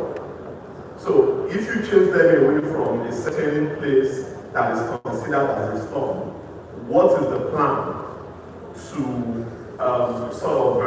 accommodate them somewhere else? And where they will be accommodated will not turn to another slum. So you might be redressing the situation and creating or replicating the situation somewhere else. So again, we come to policies around greenhouses, better livable houses. And again, this comes or sits fully at the doorstep of government. All right. Policy perspective. Fantastic. Let's put us together for my guests. Let's welcome to you, Dr. Yes, I know you are very deep in regional conversations. Yes, even the Vice President talked about it, how we could actually spread this development across region, how we begin to have policies across regional policies to move the conversation further. Now speak to me about infrastructural corridors, how it can be used to drive a sustainable growth. Thank you, Mr. Moderator. First, to seize the moment to thank the organizers for this opportunity, the Odua Group and WemaBod. These two very important and people partners of the Southwest Development Commission, alongside the development agenda for West Nigeria. I'm saying it just like post the critical partnerships that will be so consequential for the growth of our region. It's an advantage that we have that Odua investments exists. It's an advantage that we have WemaBod, and it's an advantage that we have the focus enter the development agenda Nigeria. So that to join you, partnering to move development in the Southwest. To the question, how can regional infrastructure corridors be used to drive sustainable housing and urban growth? I will even expand it to say how will it be used to drive real estate development, which will go beyond housing to industrial estates, to institutions and all of that. First of all, to say that increasingly we're realizing that regional urban growth is becoming infrastructure corridor driven rather than the old-fashioned city driven. In other words, we see movement of people, goods, services, capital, move along transport, logistics and economic corridors. And urban development naturally follows these pathways. The Vice President spoke to the Bolivia example. I'd like to bring two other examples. The clear one is the Lekki, we spoke about the Lekki corridor today. It's a major development corridor. It's working. There's so many other ways in which it can work even better. For example, around the Lagos axis, the free trade zone belt, once trunk roads, water access, industrial zones were introduced, what you began to see was the emergence of logistics parks, factories, commercial centers, housing estates, and around the same corridor. So this is the example of what corridor economics is when it works. Rail shows pretty much the same kind of example. The Southwest Development Commission has been working based on some of the prior work of the Dawn Commission. And we are actually going to be implementing in partnership a rail access and operational license, which is to look at how we can use the rail infrastructure as a corridor. And we can see how, for example, let me use a clear example of the end of the standard gauge, which is the Monia Sport. Monia is planned to be an industrial estate. Now, Monia also has an inland dry port that is being developed. Now, when we're looking at infrastructure corridor-led development, we can see what will happen is housing demand will emerge naturally. Major transport routes are there. When you have those industries, you have the right port, housing will naturally come. Natural demand for it. Now, the same thing we've seen in the example that the VP spoke to, Bodija. When Bodija was there, as an institution, as part of the infrastructure, they had the secretariat. So really, the housing in Bodija there was responding to an in-place infrastructure. So this is what we're seeing emerging in infrastructure corridors.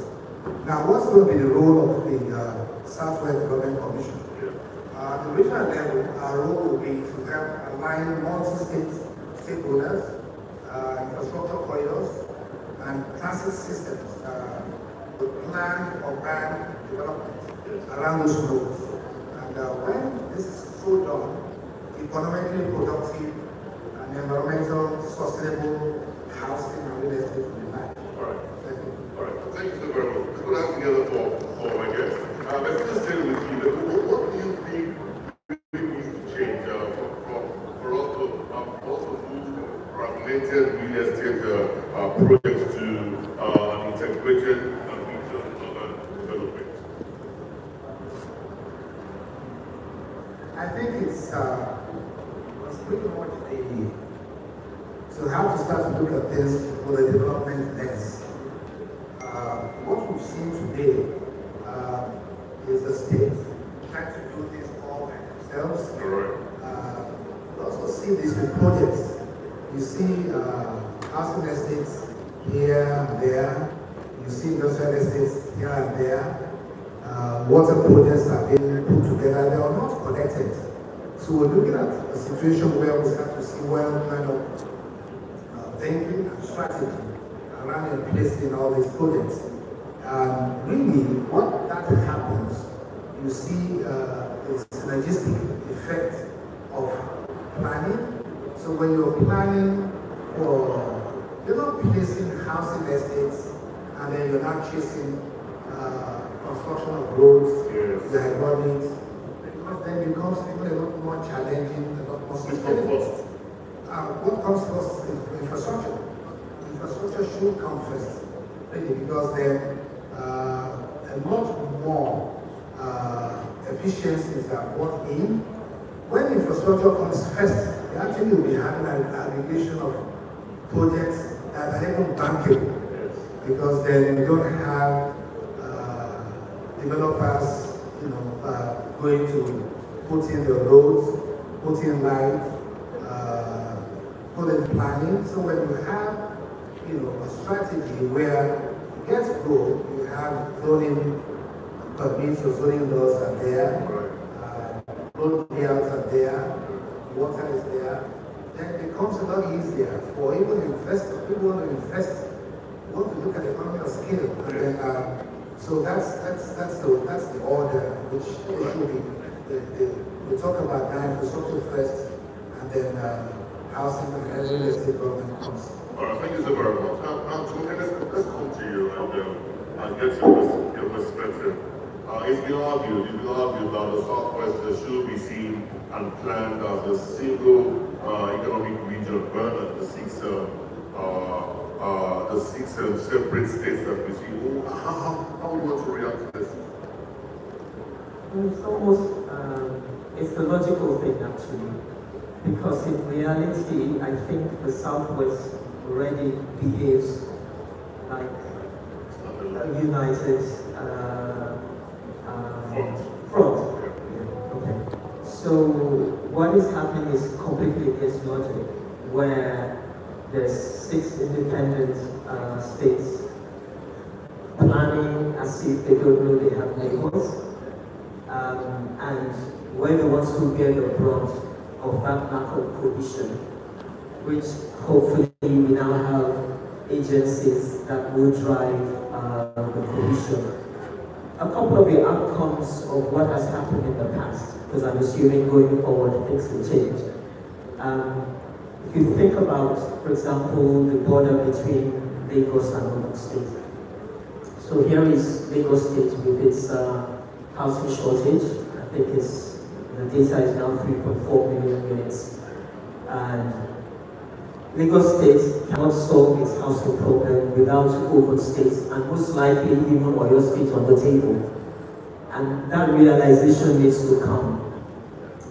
Because what we don't want is informal settlements, which is what we have to be honest about. That's what we have today on those borders. What we want is planned urban growth.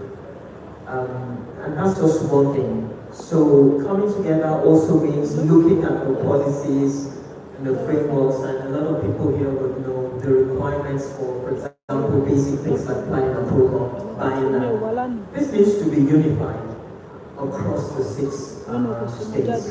We cannot have different rules for differences. Because when investors come, they want to see what the capacity for scale is. And that is missing when they have to deal with individual issues across individual states. So that's one thing that also definitely must change. Truth is that housing doesn't know any boundaries.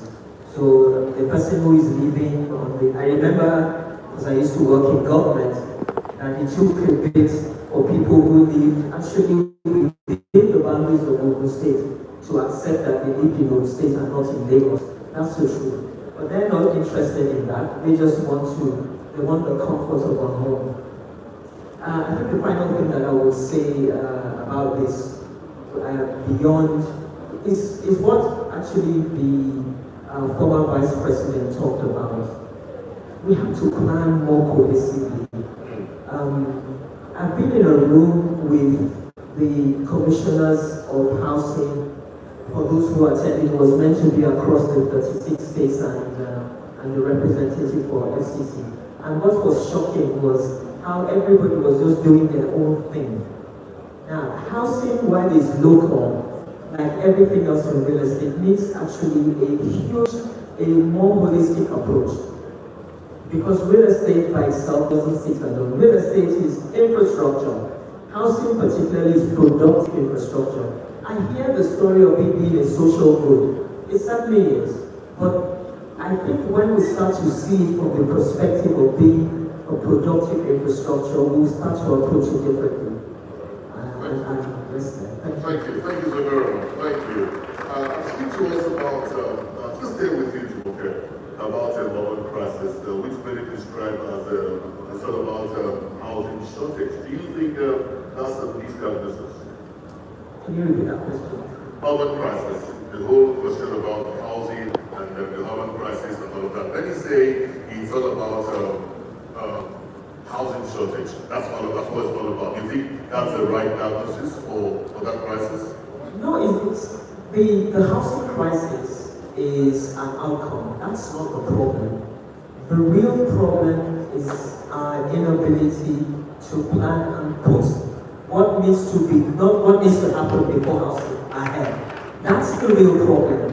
The real problem is our inability to put infrastructure in place. I mean, I know that there are organisms that are, biologists will help me here, exoskeleton. The skeleton is outside of it. But that cannot work for what we need to do. The skeleton is the frameworks, the social infrastructure, the civil infrastructure. All of those things need to be planned ahead of the housing.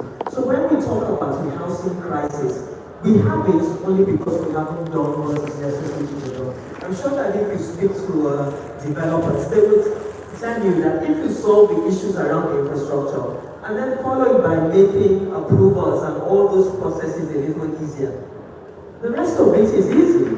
They will do the work, which brings us to the point of government and their intervention in housing.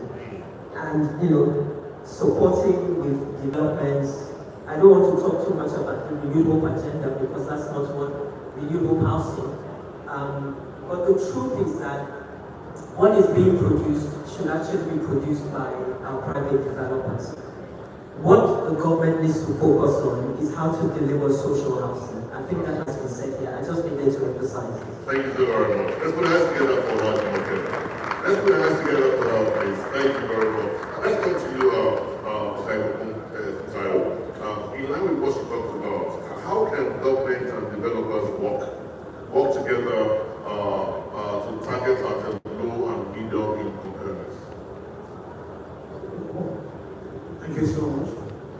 With government and developers are much to work together. Government is supposed to provide an enabling environment in terms of regulation, planning, even the issue of infrastructure development is out of government. Why housing, the prices are high now is because, developers have to provide their own infrastructure, they are their own paper, they have to provide their own water and all those things. It's not making houses affordable. So government need to focus on the area of regulation, the area of planning, like one of the reasons why I believe the commissions are put in place is to ensure integration of efforts in the region. I think the slogan is 6 states, 1 economic or regional block. So that government needs to provide a legal environment in terms of our mortgage. I believe our mortgage system is unfriendly. It's growing. It's unfriendly, it's not affordable. It's not affordable. Most of our time, they 5-10 years, that's 5 years. If somebody like me, I'm 65, and they said, no bank, my bank said you cannot lend me any money with it. So everything I do have to be cash and carry. I never knew it was a deal like that. You know, if I apply for mortgage also, the mortgage has to be affordable. That's the issue of REITs. Should call me. So other time they use REITs, real estate investment trust for so many things.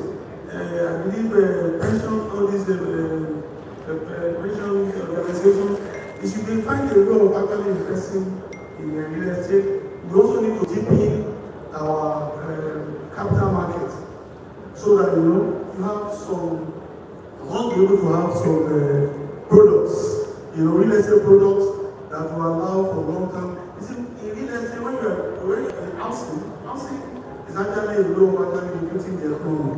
In most times, when there's a recession or whatever, in America, what they go for housing development. It's going to create more jobs. It's also increasing the economy. So I believe government and private developers, they need to work together. The regulation today now is not too good. Look at that's why people are coming out with the issue of the 1978.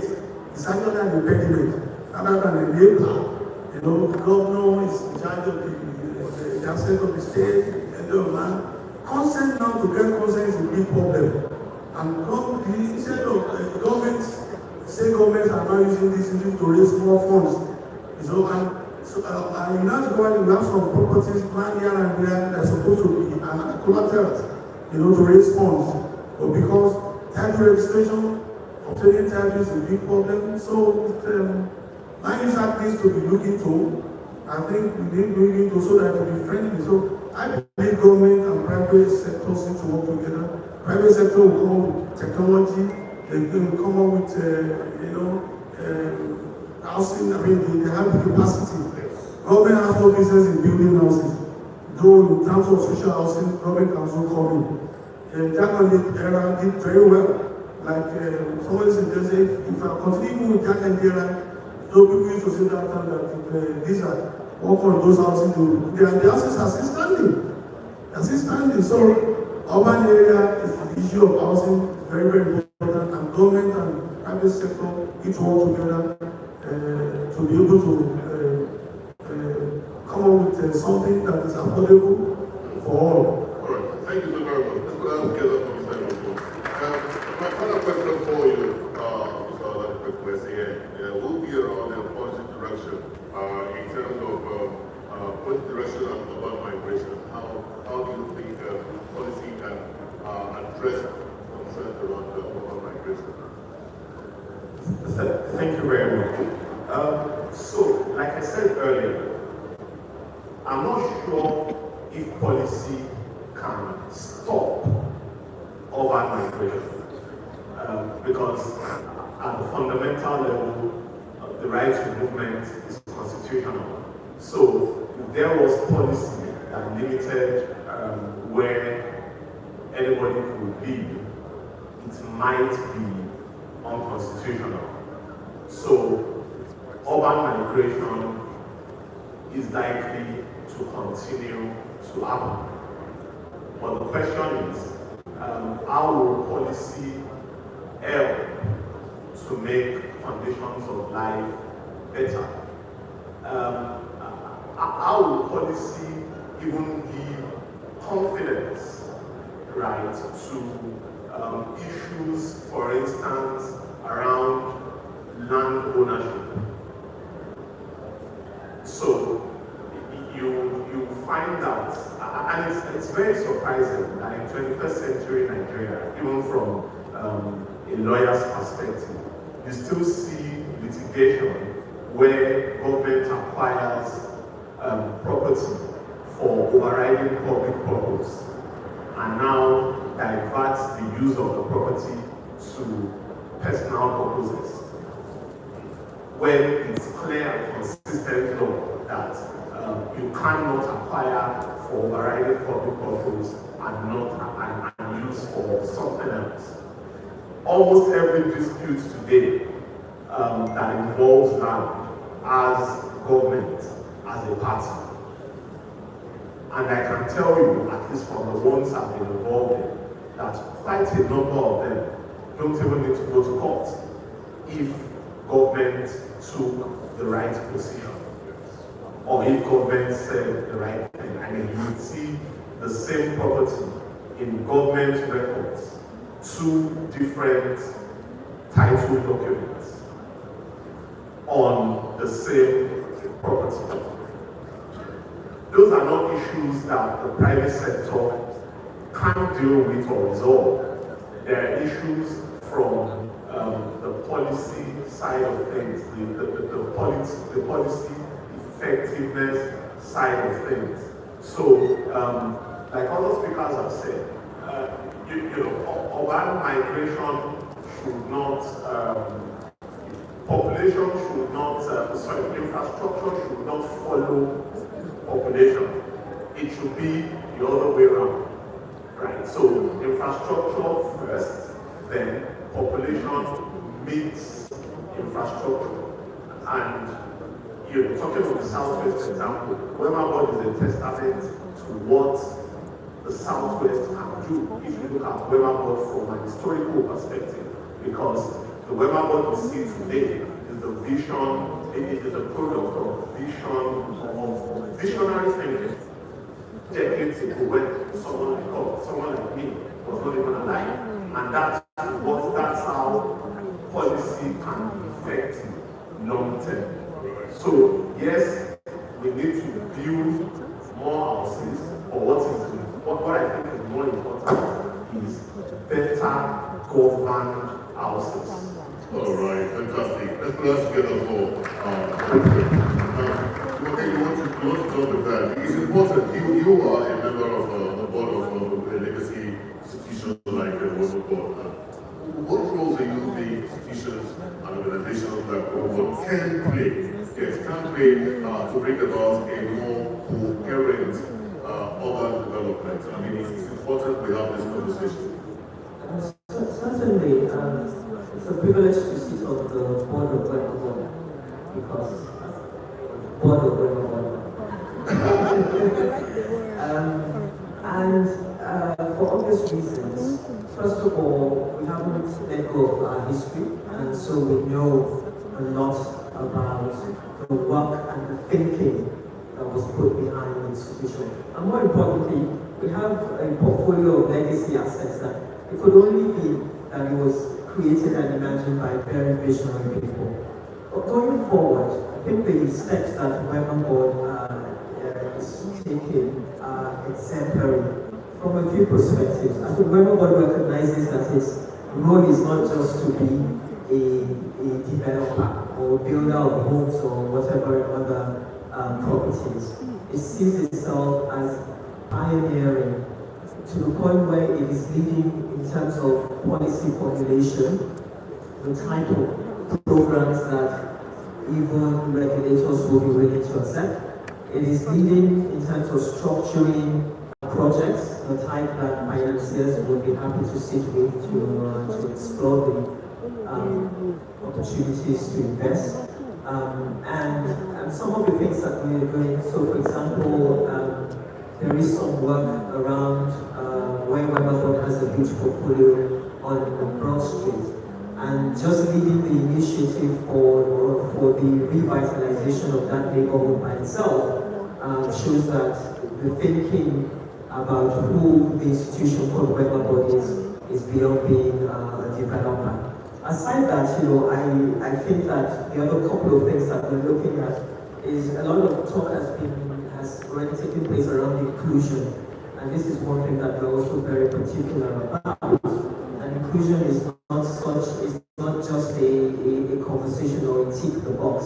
It's really about what we need to make sure that as we serve the needs of the people, we are actively looking at who is excluded and what we should do to improve our catchment. It's exciting altogether that the organization is also continuing in the legacy of its founding fathers and mothers, and really seeking to make a big difference in Nigeria's real estate sector. Thank you so very much, Mr. Adeomi. Let's put us together again for one more time. Our time is so fast spent. I would have loved to take some questions from the audience, but time is not our friend. Time is not our friend at this point in time. So I'm going to give my audience 30 seconds each each, if you can. 30 seconds for what advocacy will you be making right now. I'll start with you, Dr. Charles. 30 seconds, the final message. Thank you. My final message. Advocacy. Advocacy. Is that we should realize that urban growth is now regional, not isolated. Speaking from the standpoint of the Development Commission that I head, and to achieve affordability and sustainability in housing, real estate planning, we should be moving from fragmented projects to integrated systems, where we have infrastructure first. Need to be looking at corridor-led based planning and coordinated delivery. Align land, infrastructure, investment on regional scale, inclusive urban growth becomes achievable and not just aspirational. I'd like to end by saying that integrated systems are not isolated projects to be the future of sustainable urban growth in the region. Thank you so very much. What has to get up to the final take. I would just advocate a review of the Land Use Act. The Land Use Act is supposed to be an enabler, but it's an impediment in housing development now. And let's try and liberalize the way title is acquired, as we have so much parcels of land over there that if they cannot be used as collateral, you know. Also, if you liberalize it, make it easy for people to acquire title. A lot of people go to bank financial institutions to obtain finance. They don't really say this is finance. So unless they're able to tackle the issue of the mortgage, you know, this cash and carry attitude or practices will not help in the affordability of housing. And I also want to say that we should also have a different mindset concerning planning. We plan for big roads here and there now. We can look at the way of the rail corridor, look at urban gentrification, look at planning, even rural, because we can help in the migration problem by all the things, the infrastructures that people are coming to enjoy in the urban areas. Try and put them in the rural areas. They will stay where they are. They can walk where they are. They can play where they are. So that's just thank you. Thank you so very much. It's a lot of 60 seconds if you can. Yes, I have just a couple of things to say. Couple? Yes, very short. First one is that the Southwest region is a region of very serious people.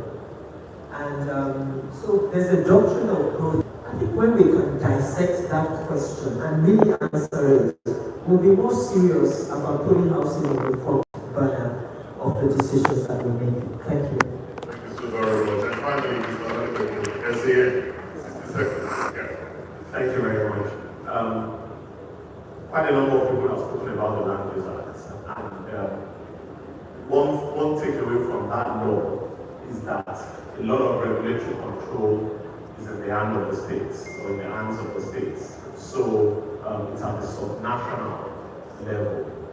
Again, what these conversations have done is that they brought out so many issues. And I think that at the subnational level, we should not try to solve all the problems. We should prioritize the problems and let policy address them one at a time.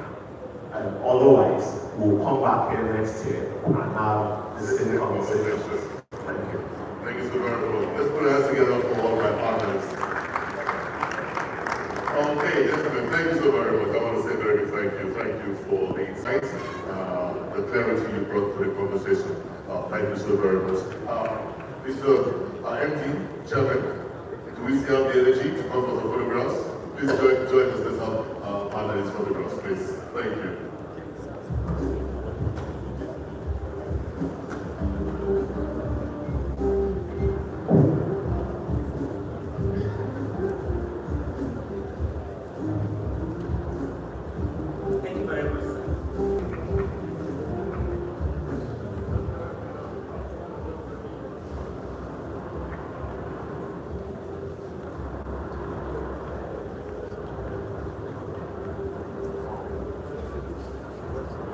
very much, sir. This is true. I'm listening to you. Team. This is the last part of the we're going. Wait. Bex. This is Joe. Come and stay here. Who is it? Come and stay, please. Our chairman, I think, you please oblige us immediately after the photo session with the flag presentation. So I'll just implore us to wait on the podium so that we can do that.